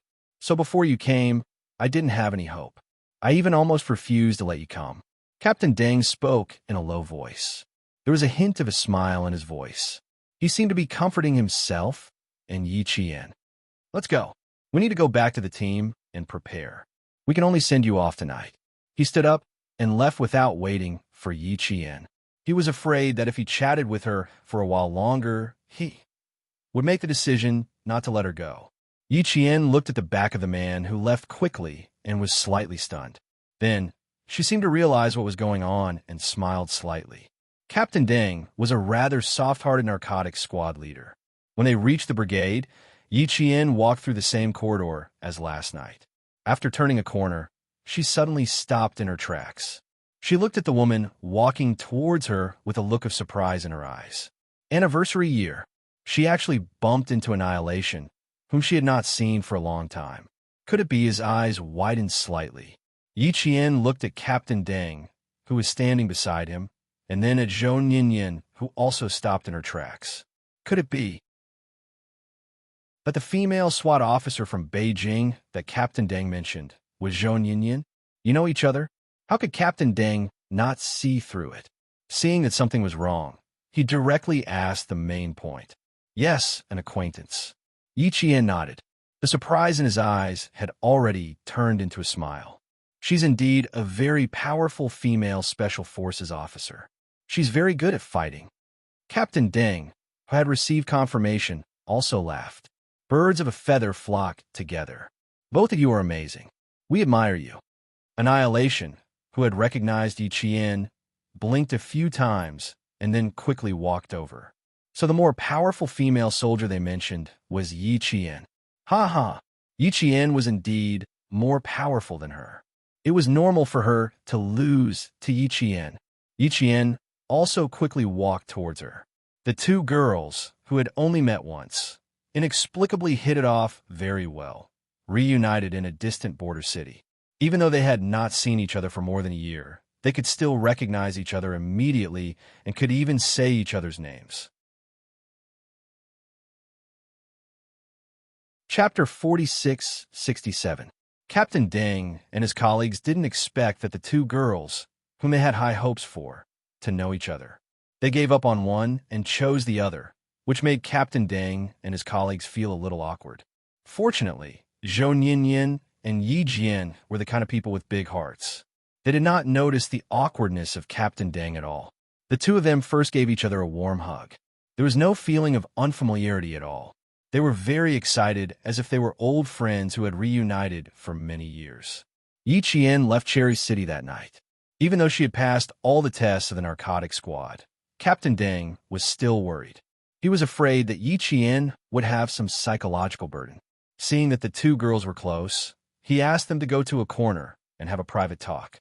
He smiled at Nian Anian and said, Xiao Zhou, keep Xiao Yi company. She arrived in Yun province yesterday and hasn't rested since. Keep her company and let her sleep if necessary. It was already 5 o'clock in the evening the next day. It was time to rest, but Xiao Yi, who passed the test, didn't look tired at all. She was so energetic that Captain Deng wondered if he was getting old and didn't have as much energy as before. After staying up for a day and a night, he wanted to go back to the office and lie down. Nian Anian held Yi Qian's arm and smiled sweetly. Captain Deng, don't worry. Leave it to me. I will keep her company and let her sleep well. Yi Qian looked at the bruises on his face that hadn't gone away, especially the bruise on his left cheek that was swollen again. It looked like he was disfigured. Nian Anian's heart ached. Nian Anian wasn't as lucky as Yi Qian. Even though she passed the combat test, she was still bruised and swollen. She couldn't even speak clearly the day before yesterday. The corner of her mouth was so swollen that it looked like she had a date in her mouth. After resting for a few days, she finally dared to show her face today. Previously, her face was so swollen that she was too embarrassed to show her face. The narcotics squad members who participated in the test saw that she was still a pretty girl. They felt very sorry for her and took turns to take care of her to lessen the guilt in their hearts. They had no choice. They had to beat her up, but if they beat her up, they felt sorry for the policewoman who came all the way here to support them. Nian Anian, who was lying on the bed, smiled and said, Don't be fooled by their fierce looks. They're actually quite cute. When they saw that I was beaten to a pulp, they all lined up to apologize to me. Then, Captain Deng appeared and scolded everyone he saw. Tisk, Captain Deng is really protective. I've already been beaten up like this by them, and he still wants to strike first to gain the upper hand. He's afraid that I'll make things difficult for his people. I won't expose them. How can you blame them for this? Who would dare to joke about a matter of life and death? Even if they were to play tricks, I wouldn't be happy about it. I was sent here to support the team. I'm not here to sightsee. I only have one life. How can I treat it casually? Nian Anian was a chatterbox. Although she was good at fighting, she was the only female officer in the team who followed the male SWAT officers on city missions. Therefore, she was quite favored in the team. His situation was similar to that of Yi Qian. He was loved by everyone. She was cheerful, eloquent, intelligent, and extremely likable. Who wouldn't like such a girl? Yi Qian liked her very much. Yesterday afternoon, I applied for another try. The man who brought me food stuttered and told me that the military had sent a female soldier over. If I'm not wrong, it should be her. But I didn't expect it to be you. At that time, I felt a little regretful and wanted to try again. Now that I've seen you, I've completely given up. Compared to you, I'm no match for you. Anian spoke softly. Yi Qian, who was lying on the same bed, closed his eyes and listened quietly. Chapter 46-68. Anian's voice was different from Yi Qian's. Yi Qian's voice was clear, yet contained a hint of self-restraint. It made people feel that she was a cold girl when they first met her. Anian was different. Her voice was like a bell, cool and refreshing like the autumn wind that could blow away the dry autumn wind. It was very comfortable to listen to. Yi Qian didn't dislike her for talking too much at all. Instead, he hoped that she would talk more so that people who listened to her would feel more comfortable. Yi Qian liked listening to her voice. It had a kind of carefree quality that made people happy. It was a quality that only a child who grew up in a happy family would have. It made people around her involuntarily want to get close to her. If Big Brother had a girl like her by his side, his days would definitely not be as cold as the lonely moon. The reason why Grandpa liked Anian at first sight and told her that he hoped that Anian would become his granddaughter-in-law was probably what she thought. He hoped that Anian's happiness would rub off on Big Brother. But how could two people who had no contact with each other get along and live the rest of their lives hand in hand? Yi Qian, who was listening quietly, kept thinking. Although she felt that Anian and Big Brotherly Jinyan were a good match, she didn't want to be unreasonable just because she liked him. If the two of them could be together, everyone would be happy. If they couldn't, then it could only be said that the two of them were not meant to be. The other half of their lives didn't belong to each other. She would find a day to ask Big Brother's opinion first, then ask Anian. She had to know if the two of them had any impression of each other. They should have. After all, Anian was the first policewoman to treat Big Brother as a suspicious person and to search his body forcefully. They had such a big misunderstanding, so it was impossible for them not to have any impression of each other. She kept thinking about it in a daze. She didn't even pay attention to Zhou Ninian's question. It was only when Anian touched her that she came back to her senses. Do you want to sleep? Why don't you sleep for a while? Anian, who was not sleepy, saw that Yi Qian had not answered him for a long time. After touching Yi Qian, he regretted that he had disturbed Yi Qian's sleep. Go to sleep. I'm afraid you'll have to leave at night. She had also gone through the test and had failed in the disguise test. As such, Anian knew very well where Yi Qian would go next and what kind of danger Yi Qian would face. That was why she asked if Yi Qian was afraid. Yi Qian, who hadn't heard her question clearly, opened her eyes. She turned her head to look at Nian Junyan, who was also lying flat. She said apologetically, "I'm sorry, I was thinking about something. I didn't want to sleep. What did you ask me?" Still don't want to sleep? Anian also turned his head and then turned his body sideways to face Yi Qian. The two of them looked at each other at such a close distance, and there was not a trace of awkwardness. Don't lie to me. Captain Deng told me to sleep with you. Yi Qian laughed. I'm not lying to you. I'm not sleepy at the moment. Ask me, and I'll sleep after I answer. That's fine too. Nian's lips curved into a smile. Her delicate eyes were bright and clear as she looked at Yi Qian. The smile at the corners of her mouth slowly disappeared. Yi Qian, are you afraid? Going to a place like that, you might stay there for the rest of your life. Are you afraid? When she asked, her expression was particularly serious. There was deep worry in her eyes. It was the worry of not wanting to see her good friend in danger. Her seriousness made Yi Qian unable to answer immediately. After deliberating for a while, Yi Qian answered in a low voice, "If I say I'm not afraid, you won't believe me." Afraid? Why wouldn't I be afraid? I'm afraid that's the most normal reaction for a person. I'm no exception. Chapter 4669. Zhou Ninian, who had been waiting for an answer, suddenly stood up and said anxiously, "Then you." Yi Chen didn't let her continue. He raised his hand and patted her shoulder. "Don't be agitated. Lie down and listen to me." Yi Qian's words stirred up Nian Anian. She had a lot to say, but she obediently lay down and listened to Yi Qian. "What's the use of being afraid? If you're afraid, you won't come. If you come, you won't be afraid. Nian Nian, do you see the Wall of Martyrs?" The Wall of Martyrs. Nian Anian's pupils constricted slightly, then she slowly nodded. She saw it. The moment she saw it, she couldn't move her feet. Those black and white photos were the most powerful resistance against the darkness. Countless seniors sacrificed their lives to fight against the darkness, to resist the invasion of darkness. Even if they died, they would fight forever, and their spirit of never giving and was passed down. With a legacy, there would be a legacy.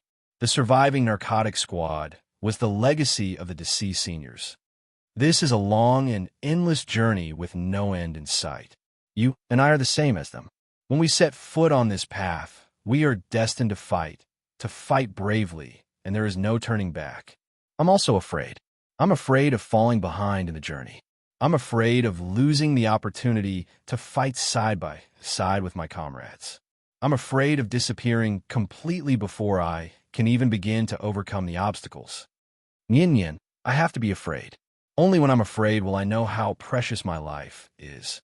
Only when I'm afraid will I know that I have to come back alive. I don't want to fall behind midway. I don't want to be left behind one day with just a photo to tell the story of my journey. I want to keep going until I can no longer carry a gun, until I can no longer fight, until I reach the end of my life." His hand was held by another hand that wasn't soft, but had the same strength. Yi Qian held the hand that held his. Two hands that were 2 sizes smaller than a man's were held tightly. The fingers were slender, but they contained a strength that many men couldn't resist.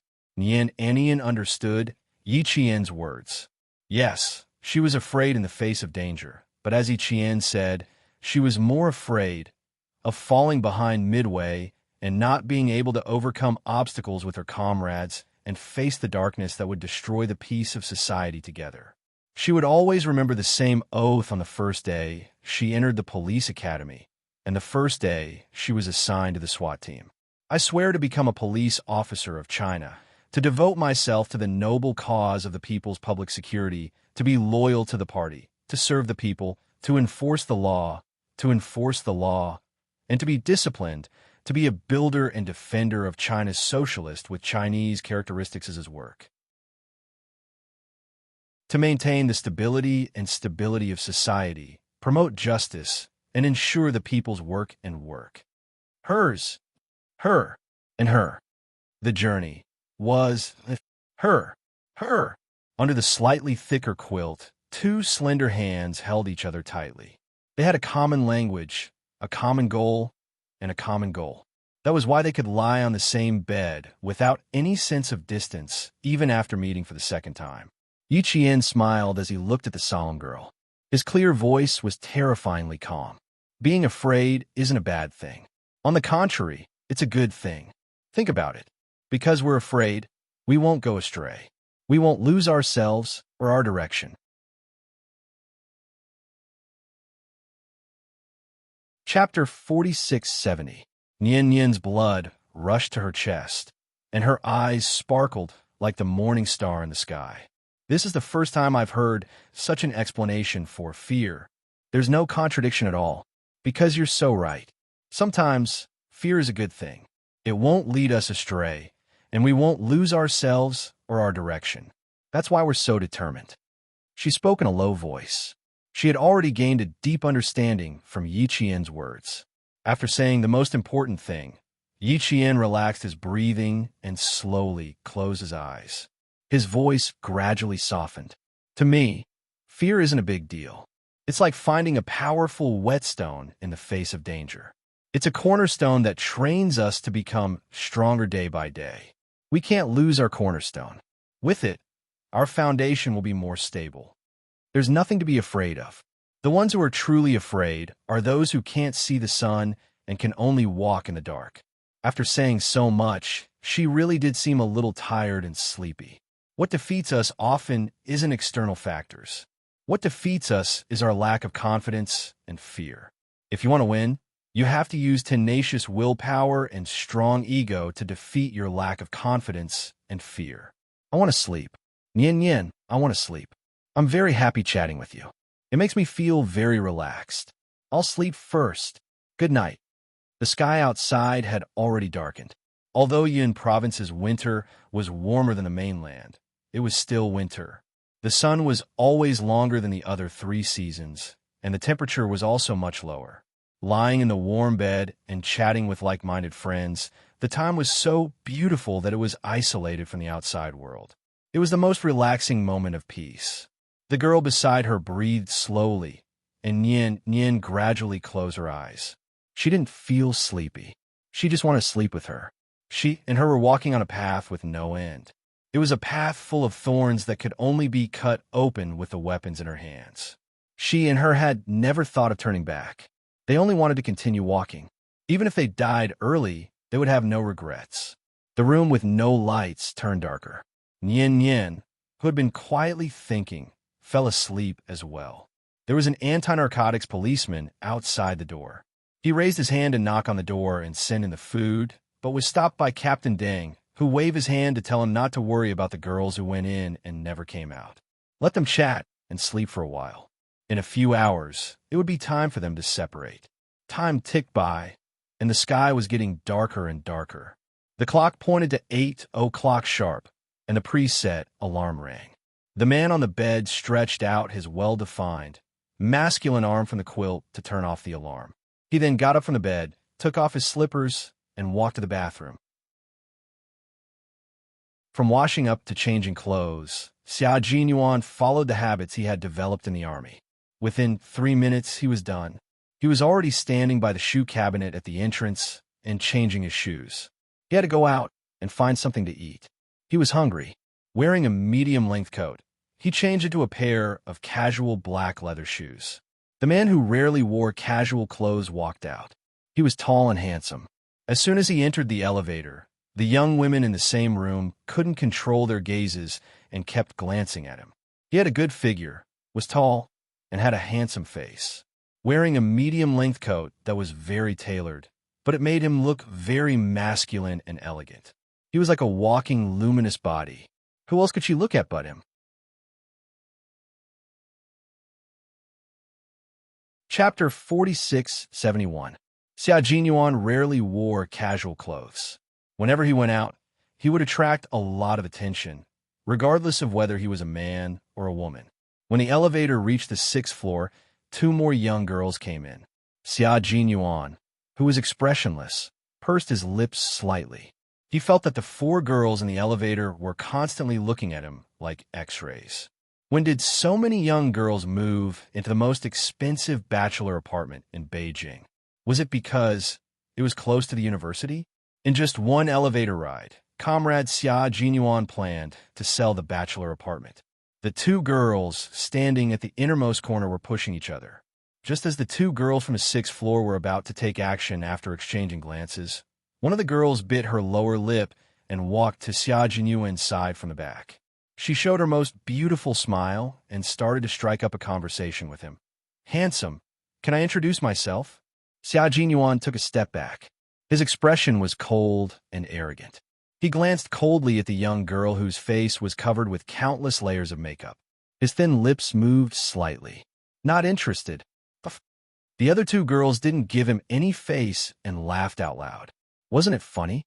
She was afraid that they would strike up a conversation, so she rushed in first. And the result? It was so embarrassing. The girl who tried to strike up a conversation didn't expect to be so humiliated. Her face turned green and white. When she heard that someone was laughing at her, she glared at the guy who didn't give her face and then glared at the 2 girls who were laughing at her. Although her friend was also embarrassed, she was afraid that there would be an even more embarrassing scene. She quickly pulled away her friend who was about to lose her temper. The girl who threw a tantrum snorted coldly. You're not a gentleman at all. What's the use of being handsome? When the elevator reached the first floor, Xia Jinyuan walked out, as if he didn't hear anything. Did he need to be a gentleman when dealing with people who had obvious intentions? What Xia Jinyuan didn't expect was that he could reject being hit on in the elevator, but when faced with Ms. Xiao, it was too late to turn around and avoid her. Ms. Xiao, who was holding a thermos flask in her hand, also saw Xia Jinyuan. She was pleasantly surprised, as if she couldn't believe that she would meet her only son here. Yuan, Mrs. Xiao, who was walking over in her high heels, had a look of disbelief on her face. She was originally walking slowly, but now she was walking quickly. She was surprised and happy, and all her emotions were piled up on her face. Compared to the surprise on her face, Xia Jinyuan appeared particularly calm. Hello. He was very calm, polite, and distant. Madame Zhao's expression darkened as she approached quickly. Even the smile on her face became forced. Do you live here? She asked cautiously. She wanted to keep Xia Jinyuan to talk to her a little longer, but she was also afraid that her only son would not give her face and leave. She hadn't seen her son for a long time. She didn't even have any news about him. When she contacted Shirley, there was only one answer. Her son was busy and didn't have time to come out. Just like a long, long time ago, her husband was always very, very busy. He couldn't come home, and he was so busy that he rarely sent her letters or called her. Are you busy now? Can you accompany your mother? Mrs. Xiao, who did not get a reply, asked very softly and timidly. I haven't seen you for a long time. I want to sit with you for a while, okay? This time, they bumped into each other accidentally. But what about the next time? Wouldn't it be a year or two before they could meet again?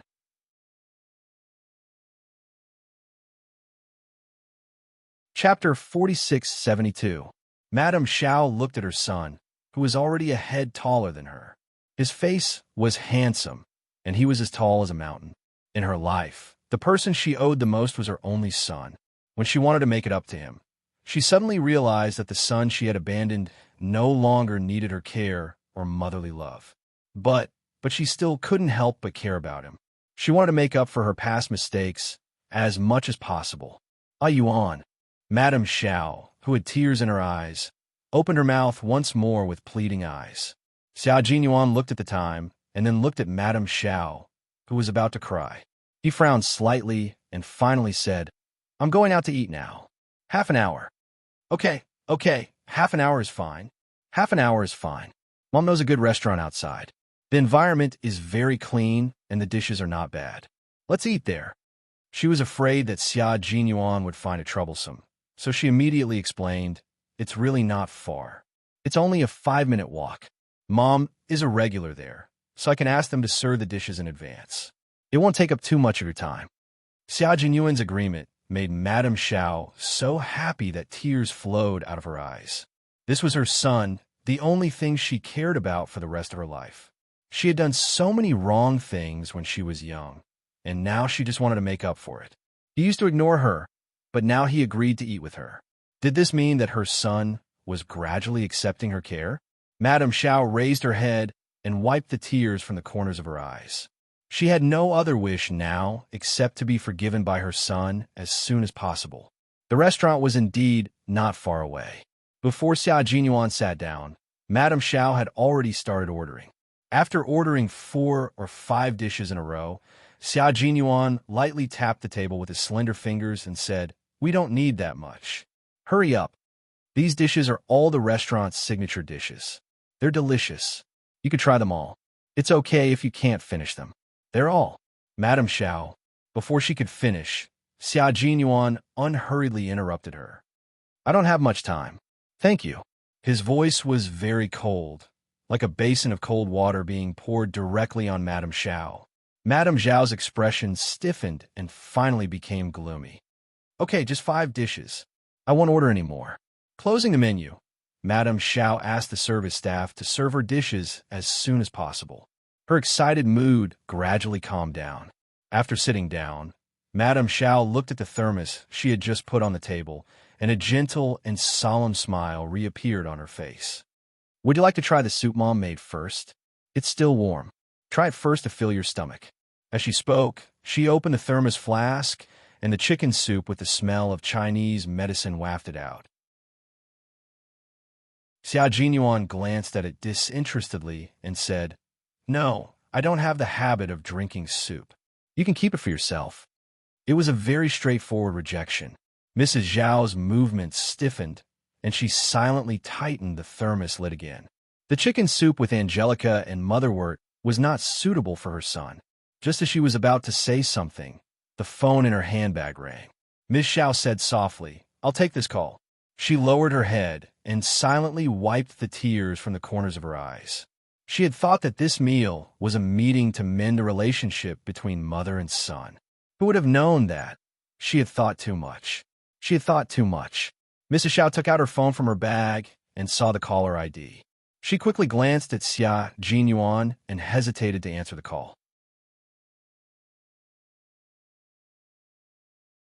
Chapter 4673. Can't answer? Then I'll go out first. Xia Jinyuan, who was sitting 3 empty chairs away, stood up. Miss Zhao panicked and said, No, I'll answer it now. I'll answer it now." She picked up the phone in a hurry and heard a girl's voice. "Annie Zhao, why aren't you here yet? Are you lost? I'm coming to pick you up now." "Jai, Annie Zhao has something urgent to do." "Don't wait for Annie Zhao." It was Du Jai, who had just returned to Beijing. She couldn't stand Mrs. Li's nagging and moved back to the single apartment she bought during her university days. A few days ago, she came back to China and stayed at the Du family's house for 2 nights. Then, she was annoyed by Mrs. Li's nagging and ran away with the excuse of work. The soup that Ms. Zhao wanted to serve to Xia Jinyuan was actually for Du Jai. The Angelica black chicken soup was good for nourishing blood during menstruation, so it was not suitable for Xia Jinyuan. The private room was very quiet, and the voice on the other side of the phone could be heard faintly. Xia Jinyuan curled his lips slightly, and a trace of sarcasm flashed in his eyes. Miss Zhao was still kind and considerate, as usual, but of course, that was only for others. "Jai, be good. Annie Zhao will come to see you later. What do you want to eat? I'll make it for you. If you're not feeling well, lie down on the bed. Don't force yourself to work.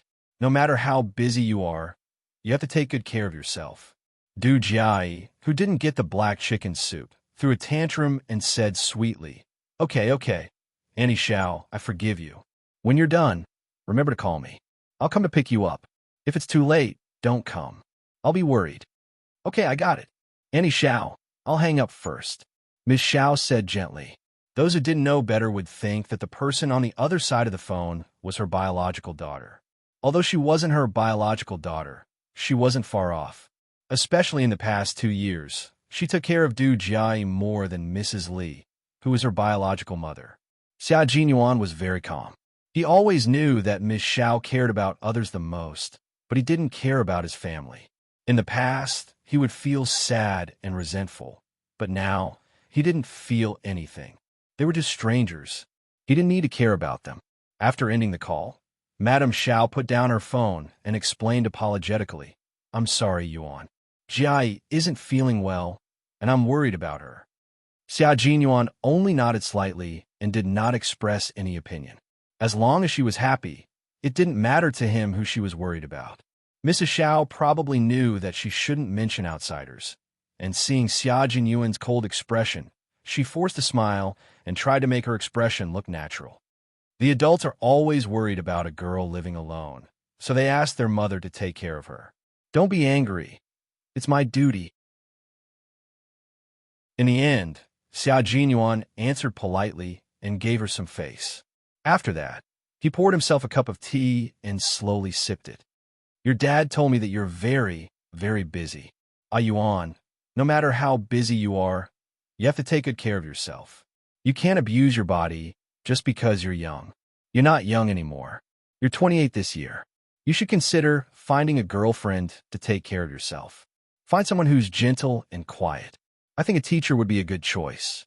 She has a lot of time, and she might come to the army to take care of you during the summer and winter holidays. You can't find someone who's too busy or who's in the army. In the future, the two of you will be separated. No matter how strong your feelings are, they will fade. Find some time to spend more time with you, so that I can spend more time with you.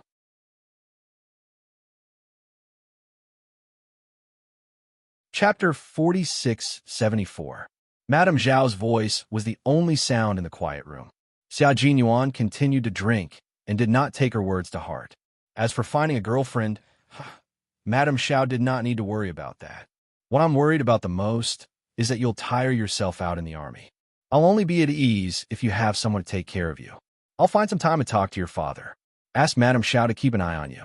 She's good at judging people. If Madame Zhao doesn't have any good girls around her, I'll introduce them to you, okay? I know a few quiet girls.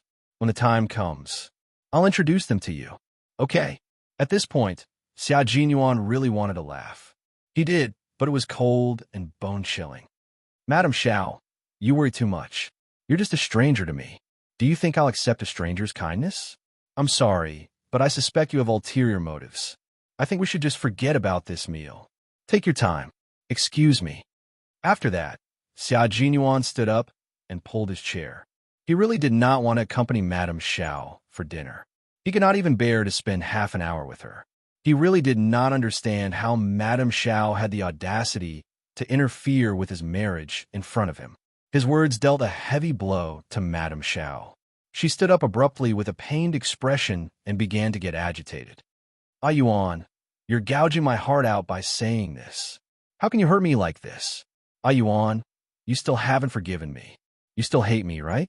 Tell me, what should I do to get your forgiveness? How can you forgive me and accept me? I know I was wrong. I did stupid things when I was young, and I owe you. Can you give me a chance to turn over a new leaf? Xia Jinyuan, whose path was blocked, looked slightly cold, but he endured it until she finished speaking.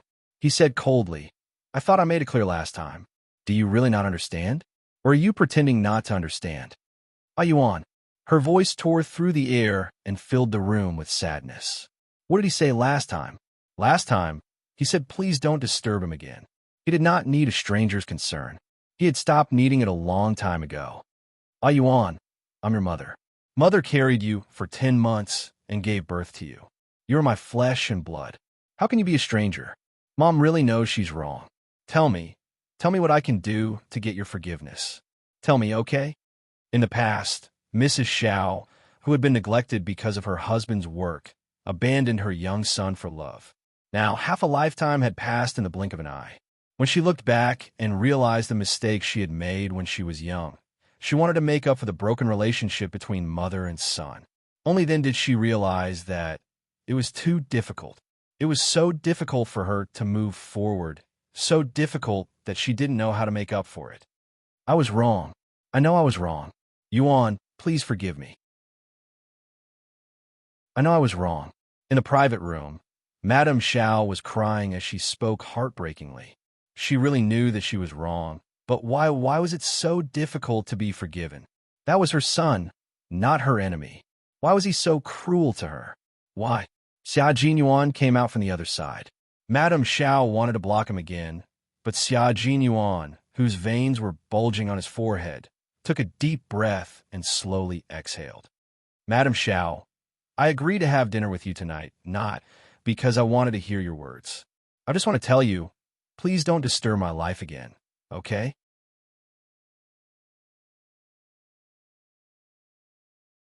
Chapter 4675.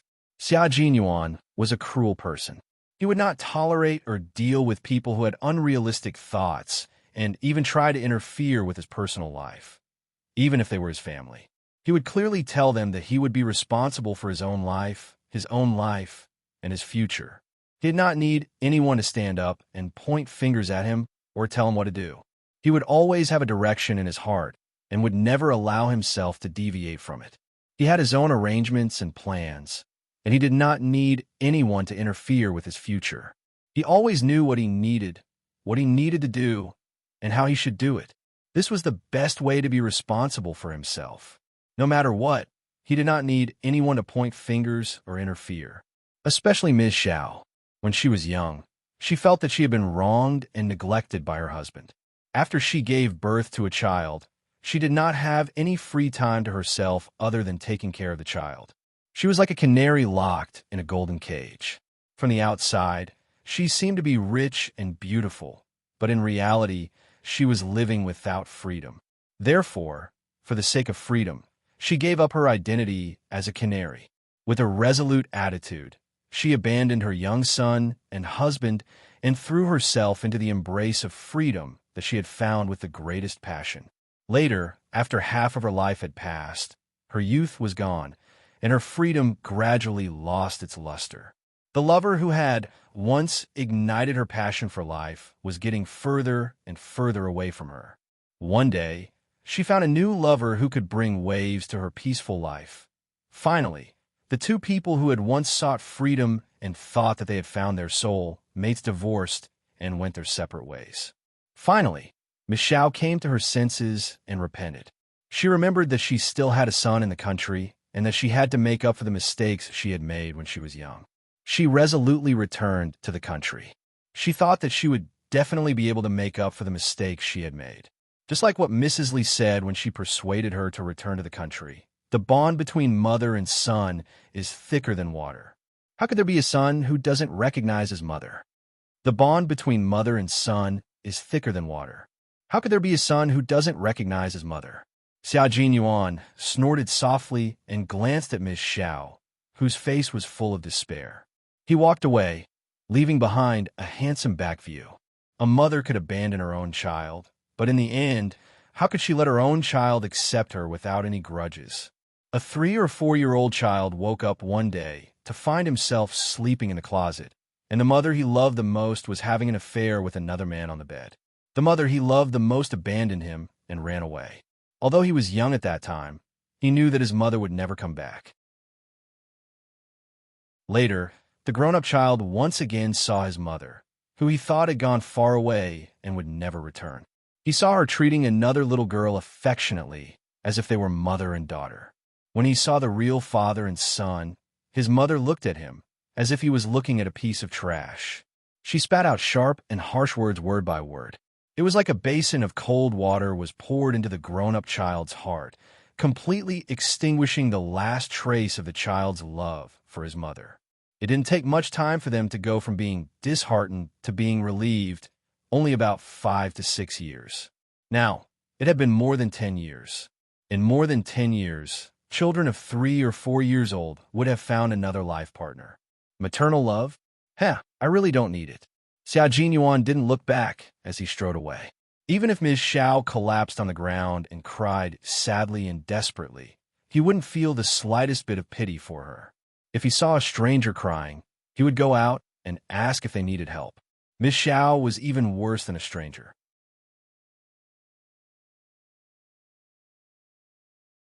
Chapter 4676. Madame Zhao's cries didn't bring Xia Jinyuan back. The waiter who served the dishes stood by the side in a dilemma. In the end, the manager helped Madame Xiao back to her seat and asked Du Jiai to pick her up and take her home. The moment Du Jiai stepped out of the elevator in a hurry, she saw the young man standing outside the elevator. Her delicate face suddenly changed, and panic flashed across her eyes. Xia Jinyuan glanced at her indifferently and walked straight into the elevator. As soon as he moved, Du Jiai, who was standing in the middle of the elevator, instinctively took a step back. She realized what she had done and was secretly upset. She bit her lower lip, held her breath, and walked out quickly. Ding! The elevator door closed behind her. Du Jiai, whose eyes were glued to the marble floor, seemed to have thought of something as she abruptly turned her head to look at the closed elevator door. Xia Jinyuan, why is he here? Annie Xiao said that she had something urgent to attend to. Could it be the urgent matter Annie Xiao mentioned was meeting Xia Jinyuan? It had only been 15 minutes since she received Annie Xiao's call saying that she had something urgent to deal with. Last time, Annie Xiao said that she hadn't seen Xia Jinyuan for a long time and didn't know where he went. If she had seen him just now, why did they only chat for 10 minutes? Du Jiai saw Madame Xiao with questions in her mind. Before she could ask, she was shocked by Madame Xiao's haggard face and quickly walked over. Annie Xiao, what's wrong? You're fine. Why are you crying? When the heartbroken Madame Xiao saw the young lady's worry for her, she suddenly raised her hand and gently caressed Du Jiai's face, revealing a smile that was uglier than crying. Jiai, why aren't you Annie Zhao's daughter? People always say that daughters are sweet little jackets. They're not wrong. Aren't daughters their parents' sweet little jackets? Even you care about me and worry about me, but tears flowed down from Madame Zhao's eyes. She was crying and laughing at the same time. Du Jiai was so anxious that she grabbed the hand that was stroking her face. Annie Xiao, don't cry. What's wrong? What happened? Tell me quickly. Tell me quickly. She glanced at the dining table from the corner of her eyes. The untouched food on the table confirmed her suspicions. She frowned and swallowed before she dared to ask in a soft voice. Did you bump into him? Did he make you angry again? Don't be angry, Aunt Xiao. He's not worth your anger. Du Jiai's fear of Xia Jinyuan was so deep in her bones that she didn't dare to mention his name. She only dared to use him instead. Madame Xiao cried and laughed. She had lost all her poise. Even you know that I'm angry, but my son doesn't. He clearly heard me crying, but he was so heartless that he didn't even turn around to look at me. How could he be so cruel? Why is he so cruel? How good would it be if it was a daughter? A daughter like Jiai would definitely be soft-hearted and forgive me, right? How good would it be if it was a daughter? Annie Xiao wants a daughter. Madame Xiao, who was in her 50s, cried like a helpless child. Du Jiai tried to coax her, but to no avail. In the end, Du Jiai had no choice but to ask Madame Li for help. Madame Li arrived just as Xia Jinyuan was knocking on Major General Yang's door. It was 10 o'clock at night. The bustle of the day gradually dissipated, and the silence of the night came quietly. The military compound was quieter than anywhere else. There wasn't even the sound of night insects. Only the whistling of the north wind could be heard.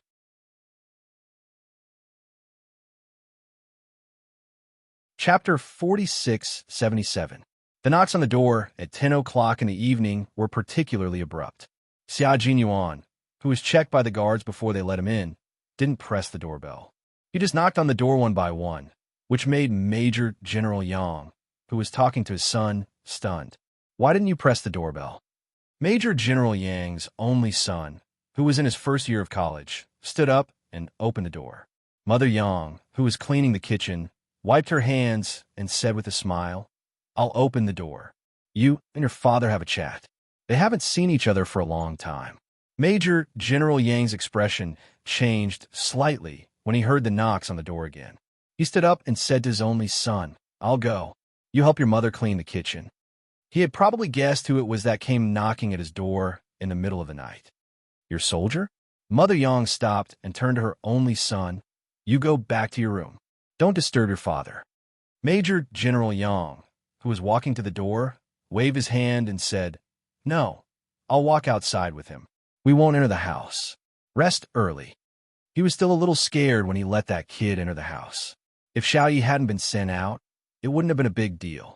But Mother Yang had never expressed her own opinion on anything related to Major General Yang, so she didn't say anything. She only said, I don't know how your soldiers can endure your bad temper. Then she said to her only son, Don't learn from your father in the future. Major General Yang's only son was 19 years old. His name was Yu. He was a literary talent, educated, and spoke elegantly. Hearing this, the 19-year-old Yang Yu raised his eyebrows and laughed. Only you and his soldiers can tolerate my father's bad temper. I can tolerate it sometimes. Then he turned to Major General Yang, who was about to walk out, and said, Dad, go out and wear a coat. It's cold, and you're already so old. Don't be stubborn in front of your young and strong soldiers. My mother will be the one who gets sick. Major General Yang's face was half black. Mother Yang held back her laughter, took a coat from the room, and chased after him. You are right. You should admit that you're old. Do you really think you're in your 20s? Major General Yang didn't want to take the coat, but he thought. It was cold to walk outside in the middle of winter. He took the coat and said, Rest early. You don't have to wait for me. All right. Come back quickly. Just like that, Major General Yang was pushed out by his wife. Since Major General Yang didn't intend to invite the soldiers into the house, Mother Yang didn't personally open the door. She only pushed Major General Yang to the entrance and then turned back to the living room.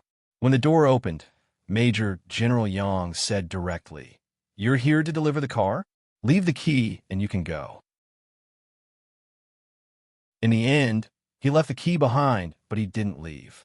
2 hours later, Major General Yang, who was shivering from the cold, returned home. When Mother Yang heard the sound of the door opening, she quickly boiled a bowl of thick ginger soup. As soon as the bowl of hot ginger soup entered his stomach, Major General Yang felt his body gradually warm up. Seeing her husband's frozen purple lips gradually return to normal, Mother Yang felt distressed and said, "Isn't it better to talk in your study? Why'd you have to go out for a walk? You must be freezing to the bone. I wonder if you'll catch a cold tomorrow morning. Next time, when your soldiers come over in the middle of winter, invite them over. It won't affect you much, but you have to suffer." Major General Yang never received subordinates who came to his house in person except for work. Mother Yang knew her husband's character, so she didn't say much before. Now that he saw Major General Yang's lips turn purple from the cold, his heart ached, and he couldn't help but say a few more words.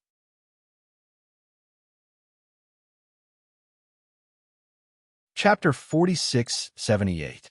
Major General Yang rubbed his stomach that was starting to warm up. After a while, he sighed and said, "Commander-in-Chief Xia's only son is here. He's a devil incarnate.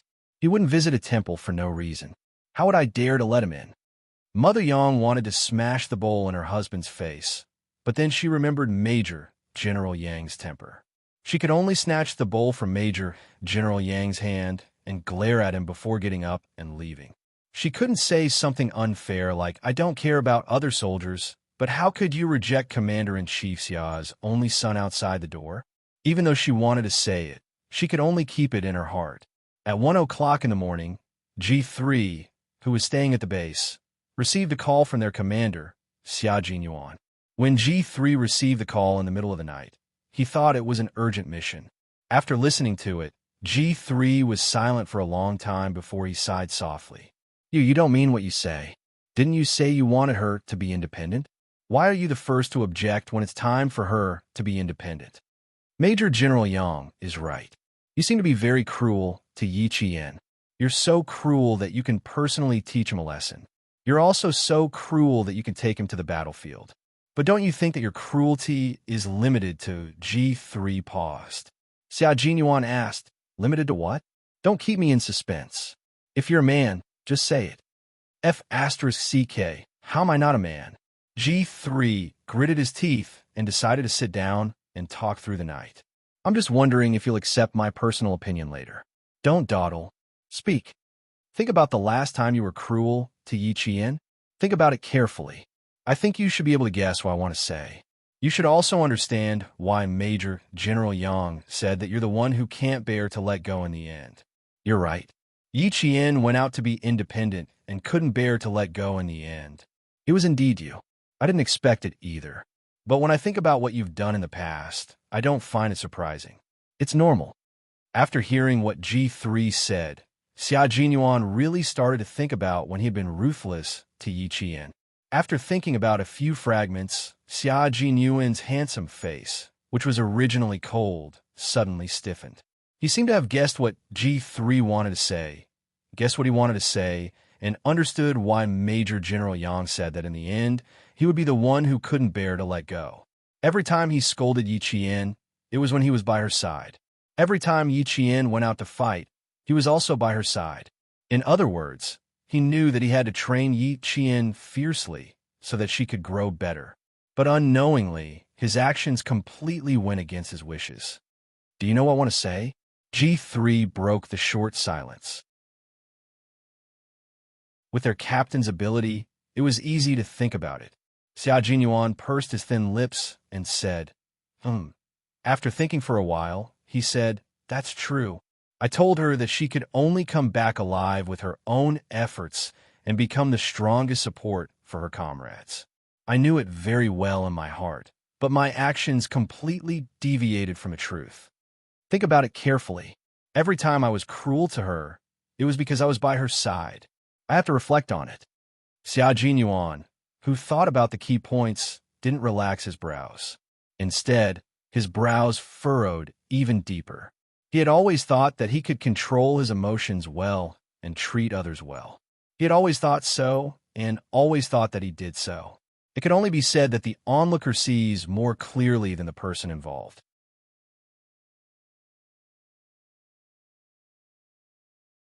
Chapter 4679. Major General Yang saw this and remembered it in his heart. He told Xia Jinyuan at the appropriate time to make him realize that even though he treated Yi Qian equally during training, he still subconsciously protected Yi Qian under his wings and did not truly let go. That was why he panicked when he found out that she was going out on a mission alone. He could not help but want to go on a mission with her, and he could not help but want to know more about her. Now that he heard what G3 said, Xia Jinyuan did not have a good solution for the time being. He needed to calm down and think about it carefully. You should rest early. I will return to the base the day after tomorrow. Xia Jinyuan wanted to be alone and think about it calmly. He was about to end the call when G3 stopped him in time. Hey, you woke me up. I don't mind enlightening you again. After all, I don't have many opportunities to enlighten you. Xia Jinyuan laughed and raised his eyebrows. Why? You finally got the chance to lecture me. Are you trying to get back at me in one go? Ha! You're measuring the heart of a gentleman with your own mean measure. G3 also laughed. Actually, you don't have to feel burdened. Even though you've always been protecting Yi Qian, you always know what you're doing. You're not protecting Yi Qian wholeheartedly. Actually, it's normal for you to put Yi Qian right under your nose. Other than being your comrade, she's also your lover. What kind of man is a man if he can't protect his lover? It's completely a man's nature to protect Yi Qian. If you don't believe me, let me ask you. If there's a mission that only Yi Qian can complete and no one else can, but it's very dangerous, you might not be able to come back. At that time, the situation is very tense and you can't think of a better solution. Captain Xiao, what would you do? Would there be a second choice? No. Without any consideration, Xia Jinyuan said in a deep voice, there wouldn't be a second choice. Yi Qian is the first choice. That's right, you would definitely do that. We all believe that you would do that. So, it's normal for you to put Yi Qian right under your nose to protect him. We can all understand and accept it. The reason Major General said this is to remind you to let go when it's time to let go. When it's time to protect, Major General won't hesitate. You're the one who messed up. G3 originally had a slight smile on his face, but his eyes gradually turned serious. Could it be that Yi Qian has already gone on a solo mission this time? Tall? Danger? Not our team's mission? At this point, Xia Jinyuan pursed his lips and lowered his voice. Undercover, core member of the Golden Triangle, one person. The specific mission is unknown. Major General Yang had originally planned to find out more tonight, but who would have thought that after being exposed to the cold wind for 2 hours, Major General Yang still couldn't find out anything. Undercover agents and core members of the Golden Triangle were naturally related to drug dealers. So why do they need Yi Qian to go? Unless the situation was very tricky and they needed someone who was strong in all aspects, and male soldiers couldn't do the job and could only be completed by female soldiers, Yi Qian, who was outstanding in all aspects, became the first choice. G3's heart sank slightly. Yi Qian, who was far away in Yun Province, didn't know that her first undercover mission had already made many people worried. Yi Qian woke up at 2 o'clock in the morning. Xia Jinyuan, who was startled awake, held her hand tightly and said seriously, "We'll wait for you to come back. Please come back safely." Yi Qian, who had already completed his disguise, held her hand back. She smiled without a trace of fear. "Don't worry, I'll definitely come and find you when I come back. If I can't find you, I'll bring my brother to find you." It was considered a test.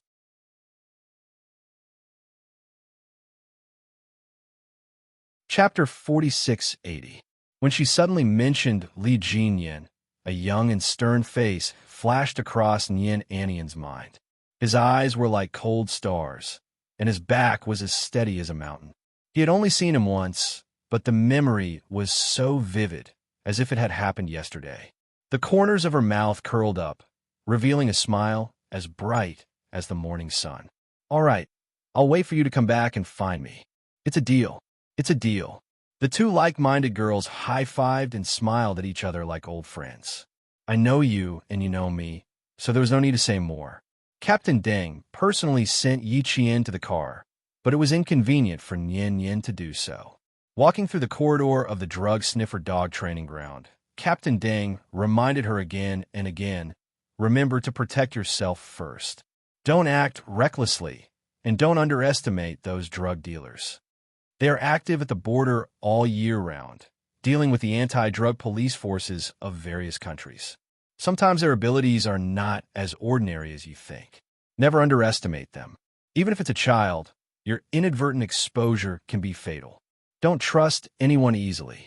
Before you have a good foundation, don't move around casually. They're a group of drug dealers who would rather kill 1,000 innocents than let one person go. They won't listen to any explanation and will only solve the problem cruelly in their own way. Do more, talk less, and protect yourself first. Do you understand?" Captain Deng spoke for as long as the corridor was long, and some of his words were repeated over and over again. He didn't stop until he reached the car door. Two plainclothes policemen came to pick up Yi Qian. They greeted Captain Deng first, and then introduced themselves to Yi Qian. Captain Deng waited for them to finish their introductions, and then said to the two plainclothes policemen, "Before Xiao Yi leaves, I'll leave her safety to you two. You must protect her well." "Don't worry, Captain, we know." The door of the sliding door opened, and one of the plainclothes policemen asked Yi Qian to get in. Yi Qian, who was standing in front of the door, was about to step in, but then he retracted his right leg and turned to look at Captain Deng. He gave a solemn military salute. "Captain Deng, wait for my good news." "Okay." Captain Deng, who returned the salute, nodded. "I believe you will bring back good news safely." News and safety were both indispensable. However, what they lacked the most when carrying out high-risk missions was safety.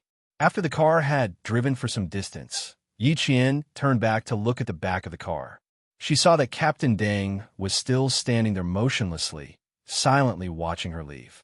As the captain of the narcotics squad, Captain Deng didn't know how many comrades he had sent out to carry out high-risk missions. Every time he saw them off, his mood would be the worst and the heaviest. He liked to see his comrades return safely, but the thing he didn't want to see the most was his comrades who came back with their eyes closed forever. Even after experiencing so many life-and-death separations, Captain Deng was still afraid of the scene that he did not want to see the most. "Xiao Yi, you're a Special Forces soldier. Use all your skills and abilities as a Special Forces soldier. I believe you'll be able to return safely." The departing car had long disappeared from his sight. Deng Dui, who had almost blended into the night, was still standing there. It was not until the wind blew and brought a burst of chill that he slowly turned and left. She couldn't sleep from 2 in the morning until the morning assembly. She didn't sleep, nor did she lie in bed. She just sat there until dawn. She found Captain Deng and decided to return to the capital today. Captain Deng did not force her to stay. They had already found the most suitable spy and had sent it out. If Anian wanted to leave early, they could do as she wished.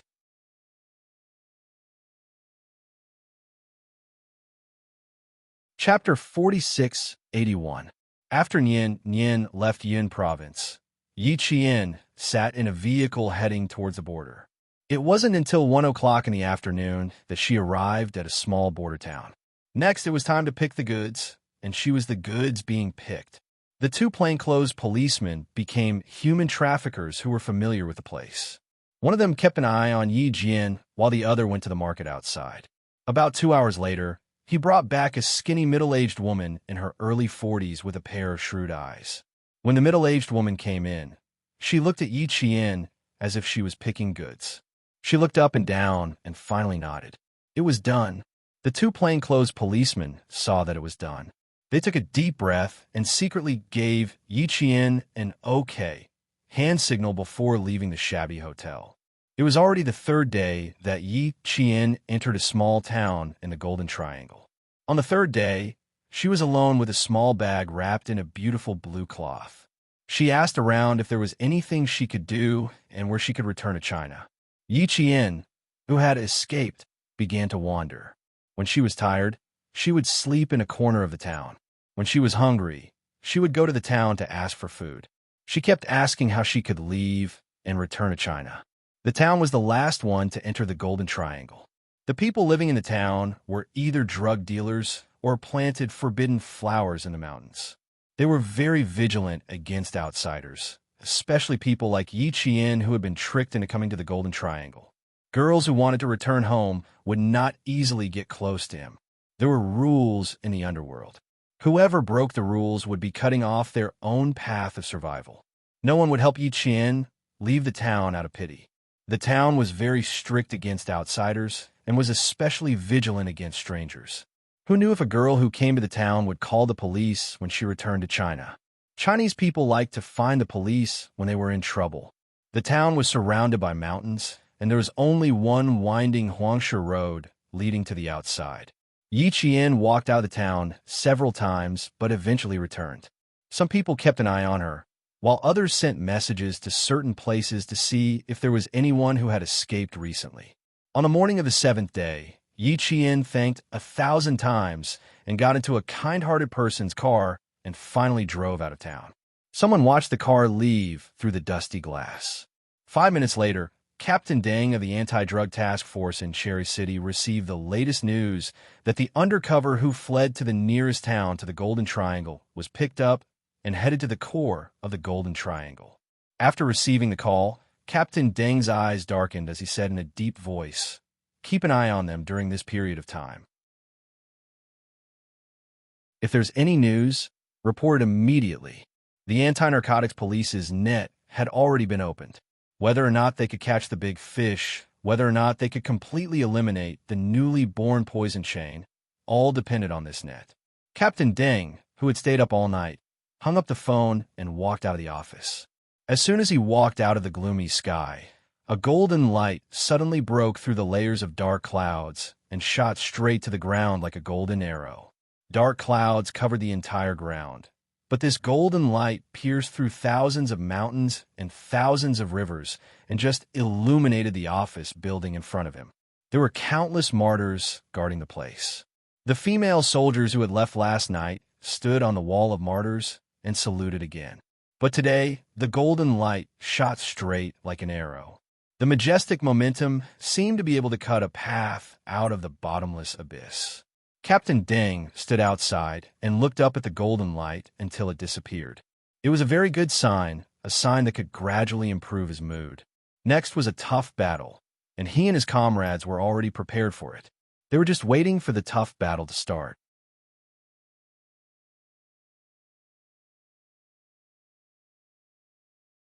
Chapter 4682. Yi Qian, who had already entered the border of another country, started to make a ruckus in the car. She shouted that she wanted to get out of the car, that she wanted to go home.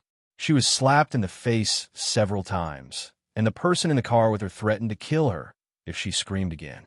She was so scared that she didn't dare to make a ruckus anymore. She didn't even dare to cry, because the other party really showed her a scimitar that was about 20 centimeters long and 4 centimeters wide. The sharpened scimitar flashed past Yi Qian's eyes. A cold gleam flashed across her eyes, and the cold gleam of the blade pierced into Yi Qian's eyes. She couldn't help but close her eyes. She was so scared that she didn't even dare to cry. Yi Qian had been watched since the first day she escaped into the small town. By the second day, her whereabouts and how she entered the country from the Chinese side were all clearly investigated. On the third day, she was secretly watched. On the fourth day, they watched her even more closely. On the fifth and sixth day, they began to arrange her whereabouts. On the seventh day, they successfully lured her into the car. The car was bumpy all the way. They turned many corners and passed through many mountains. Listening to the mountain wind whistling past their ears, they saw the mountains one after another behind them. Yi Qian, who was in the tiger's den, was getting further and further away from the Chinese border. In order to prevent Yi Qian from escaping, the two people in the car only gave Yi Qian very little water to drink for 2 consecutive days. Other than that, there was no food. Being able to endure hunger was a hurdle that a special forces soldier had to go through. Yi Qian's record of being able to endure hunger and lack of water was 6 days. Xia Jinyuan's record was 7 days, and the Snowfield Brigade's record was 9 days. 2 days of drinking only a small amount of water was enough for Yi Qian. On the 4th day, Yi Qian, who had secretly memorized the route, arrived at a small mountain village. "Get out of the car." The car door opened. The thin man who had been watching over Yi Qian directly reached out and grabbed Yi Qian's wrist. He pulled hard and forcefully pulled Yi Qian out of the car. 11 days after leaving China, Yi Qian arrived at a small village in Myanmar. The entire village was surrounded by undulating mountains. It was like a paradise, but it was also dangerous. Before coming here, Yi Qian had an understanding of the terrain of the entire Golden Triangle and how many days it would take to enter the core area of the Golden Triangle. According to their current travel time and vehicle speed, it would take at least 2 days to reach the core area. Moreover, they had not entered a traffic blind spot yet and could still drive a car.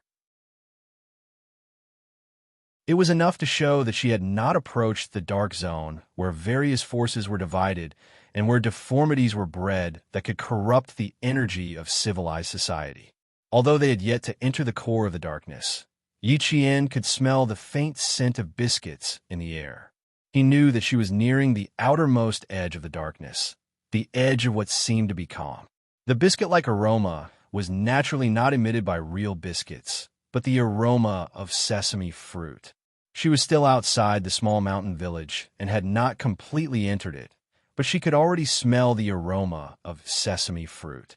Once she entered the village, she was afraid that the entire village would be shrouded in the aroma of sesame fruit. Sesame fruit, also known as magu, was a processed drug of ice. The main ingredients were methamphetamine, caffeine, and so on. Most of them were in the form of pills. The poison directly acted on the central nervous system and had a hallucinogenic effect. It was highly addictive and extremely harmful. Accurately identifying various drugs by smell was also a test that Yi Qian had to pass in the early morning of the day she arrived at the narcotics unit. That early morning, she saw a total of 108 kinds of drugs and smelled 108 kinds of drugs. After smelling them, she plunged her head into a basin of cold water that had been prepared in advance to disperse the mixed smell that lingered at the tip of her nose. That night was the most mentally exhausting night in her history. It was also the night that she memorized the most information and the fastest speed. It was also the night that she received the most and most complete drugs. It shocked her to the core.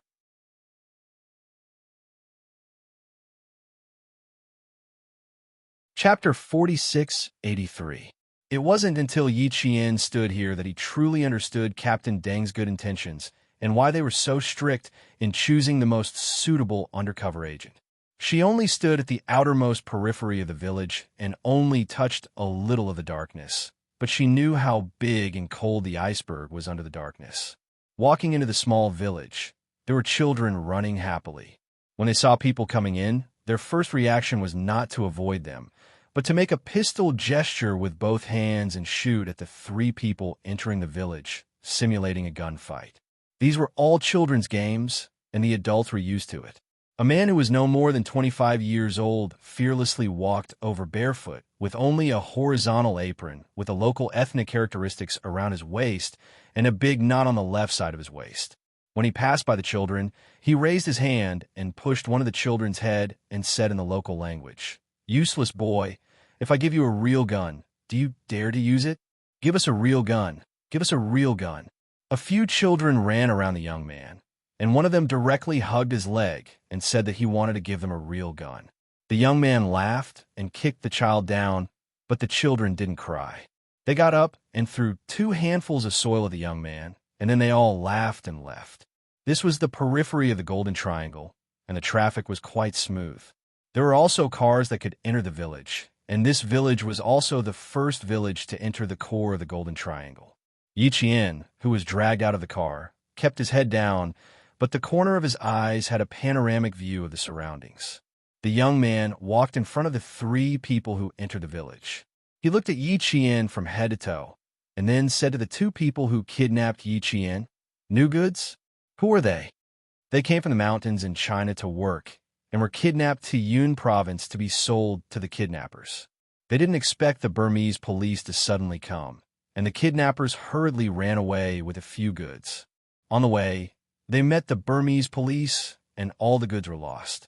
One of them ran into our town. The kidnappers were the largest group responsible for the trafficking of women in the three countries' border. The leader was the middle-aged woman who helped Yi Qian that day. She was called the kidnappers by the people in Burmese who were familiar with the market." "Are you sure there's no problem?" the young man asked again. One of them spoke Chinese and coaxed Yi Qian to get into the car. The Burmese man, whose ancestors were all Chinese, said, "We've been watching her for 6 days and investigating her for 4 days. She's clean. Even if she killed someone or left someone behind, no one could trace her." They were now deep in the mountains and forests where there were few people around.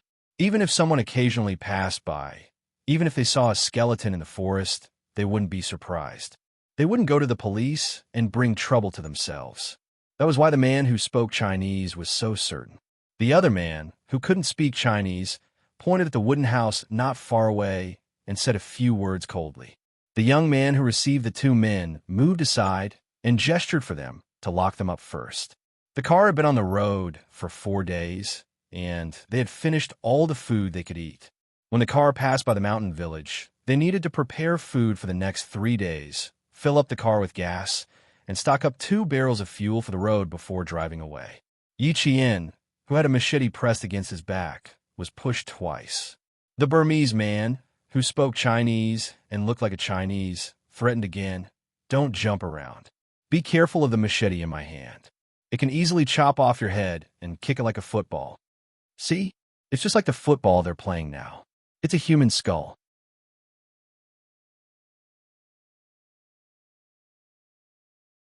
Chapter 4684. Yi Qian looked in the direction of his finger and saw a few children who had been playing games earlier kicking a grayish-white object around their feet like a soccer ball. That was a human skull. The children who kicked a human skull like a soccer ball without batting an eyelid had no fear at all. The environment had shaped their temperament, and the environment had also cultivated their ferocious side from a young age. When they grew up, they would be a new batch of drug makers, drug traffickers, and even perpetrators who would carry on the darkness to the end. This cycle continued for generation after generation. The wind in the mountains blew, bringing with it a chill down his spine. Yi Qian, whose eyelids were trembling slightly, looked away in panic. She lowered her head and pretended that she didn't dare to look. She was so scared that her whole body was trembling. In response, the young man who came to the reception room laughed out loud. After laughing, he said, "The new goods are not bad. If you don't have any use for them, you can sell them overseas for a good price. Some Westerners like Asians with black hair, black eyes, and fair skin, especially Chinese people. They like them even more." He looked at Yi Qian with an extremely naked gaze. He even suddenly reached out his hand and forcibly lifted Yi Qian's chin. His eyes flashed with obvious amazement. He even swallowed saliva, and his Adam's apple kept moving. The new goods that had just arrived kept her head down, so he didn't get a good look. Now that he got a good look, he realized how beautiful she was. She was so beautiful that he wanted to test the goods. Yi Qian, who hadn't even entered the core area, encountered one of the biggest dangers that Captain Deng had mentioned on her first day. The young man was already lustful. His hand reached out to touch Yi Qian's face. Such a beautiful goods probably won't have a chance to come out after going in. You're actually willing to let her go? Yi Qian, who felt a chill in her heart, didn't dare to show any coldness in her eyes. She could only forcefully turn her head to avoid the man's hand, which smelled like nuts. Not only did the young man not give up, but he also became more interested. He clicked his tongue a few times, and there was a hint of lewdness in his laughter. He spoke in Burmese, which was Yi Qian's weakness. It was also the weakness that Captain Deng regretted the most. He even asked Yi Qian to learn Burmese as much as possible while she was undercover. With such a strong memory, it shouldn't be a problem for her to learn Burmese in 2 to 3 months. The Drug Enforcement Division's drug enforcement officer was the fastest to learn Burmese in 6 months. Yi Qian remembered Captain Deng's suggestion. If possible, she hoped that she could learn Burmese in 2 to 3 months. She could only endure the man's lewd smile. The driver, who didn't speak much, raised his hand and waved the young man's dirty hand away. He said a few words without any emotion. Yi Jian saw the young man's expression change abruptly, and a trace of fear flashed across his eyes. He resentfully withdrew his hand and said in a low voice. He pointed to a dilapidated wooden house in front of them, indicating for them to bring her inside and lock her up.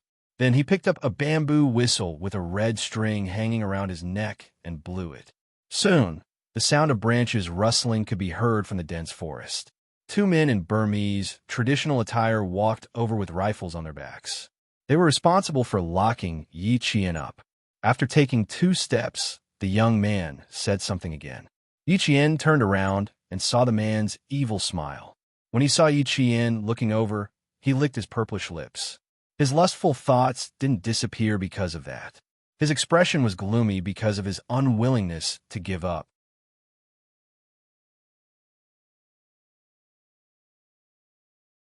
Chapter 4685. Yi Qian didn't pay much attention to his gloomy expression. He was afraid of the driver. Captain Deng had told him that Burmese people usually wouldn't provoke people who were more powerful than them. What made her heart sink a little was his evil smile. Then, the young man pointed at the wooden house and stared at Yi Qian. His evil smile widened. What was in the wooden house? Yi Qian hurriedly looked away. She hugged the cloth bag that had been searched countless times. Even the buttons on her clothes were searched. She trembled as she walked to the front of the wooden house. Clang! Suddenly, something flew over from the left.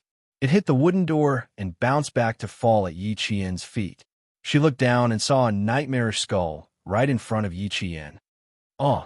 Yi Qian screamed from the forest. She screamed as she jumped up and ran outside. One of the men who escorted her grabbed her collar and the other grabbed her arm.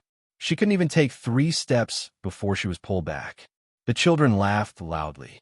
Their voices were clear, but for some reason, it made Yi Qian shiver. Why was evil in these places? Because there was a successor. Yi Qian was pushed into the wooden house while the children laughed. Then, the door was slammed shut. A layer of dust fell from the wooden door. The dust rose into the air and floated into Yi Qian's nose. A damp and musty smell entered her nose. Yi Jianxian originally thought that seeing a human skull would be the biggest show of strength today. However, when she smelled the lingering stench in the air and tried to smell it, it disappeared. Yi Jianxian knew that the real show of strength was the ghastly white skeleton over there that was still wearing clothes. The skeleton's body, limbs, and torso were all there.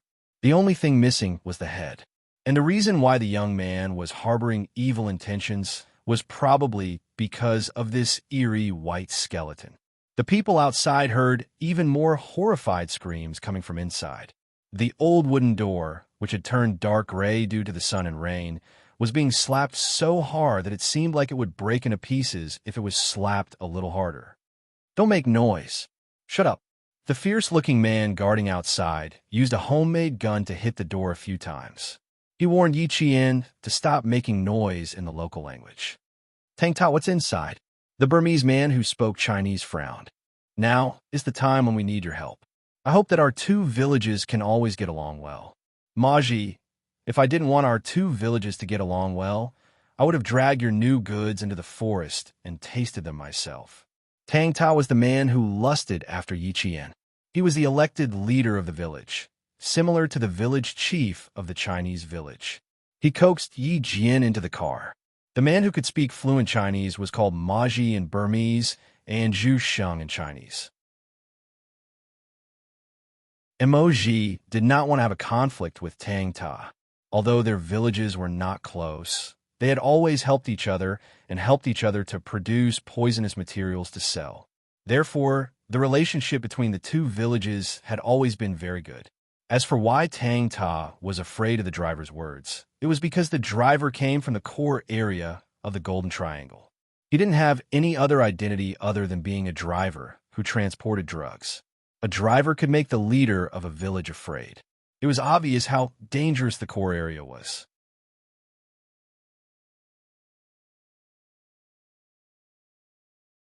Chapter 4686. The three of them left together, but the screams from the other side of the door did not stop. They could still hear the new goods banging on the door and screaming, "I want to go out, I want to go out." Ha ha ha. Go out? Go where? Back to China? Is that even possible? Don't even think about it.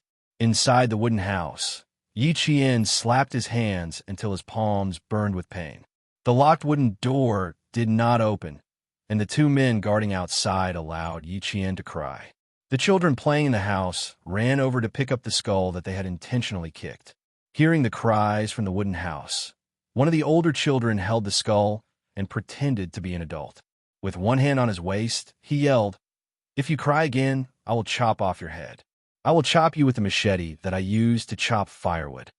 As soon as he finished speaking, the children around him imitated him. Killing people was not a big deal to them, but a very casual thing to do. The two Burmese men guarding the door yelled, and the children made a few faces at the two men. The older child threw the skull in his hands to the ground, and the children rushed forward. One moment they held the skull, the next they kicked it. To them, the skull was just a toy. Inside the wooden house, Yi Qian listened to their laughter, and his eyes were cold. "Xiao Yi, don't underestimate the children over there. Children can also pick up weapons to kill and hurt you. The environment they grew up in tells them that killing is not a big deal, and that they can kill anyone who offends their interests. Regardless of the environment, adults and children are treated the same. Adults and children treated the same." At this point, Yi Qian understood Captain Deng's advice. Even a wildfire could not burn it out. It would grow again with the spring breeze. There was only one way to solve this problem: eliminate it completely. After about 10 minutes, Yi Qian seemed to be tired. The cries went from high to low and then slowly stopped. It gave the guards outside the house the illusion that she was finally tired. Yi Qian's eyes were still as clear as water, even though she was crying and throwing a tantrum. There were no tears at all. The only thing that made her uncomfortable was her high throat. Rubbing his dry throat, Yi Qian turned around and walked slowly towards the skeleton. The headless bones reminded her of a head that had been kicked around by a child. She then looked at the bones, which were so rotten that the original color of the cloth could no longer be seen. However, at a glance, she could tell that it was a knee-length skirt. A faint haze appeared in Yi Qian's eyes. The deceased was a girl with a height of about 150 or 160.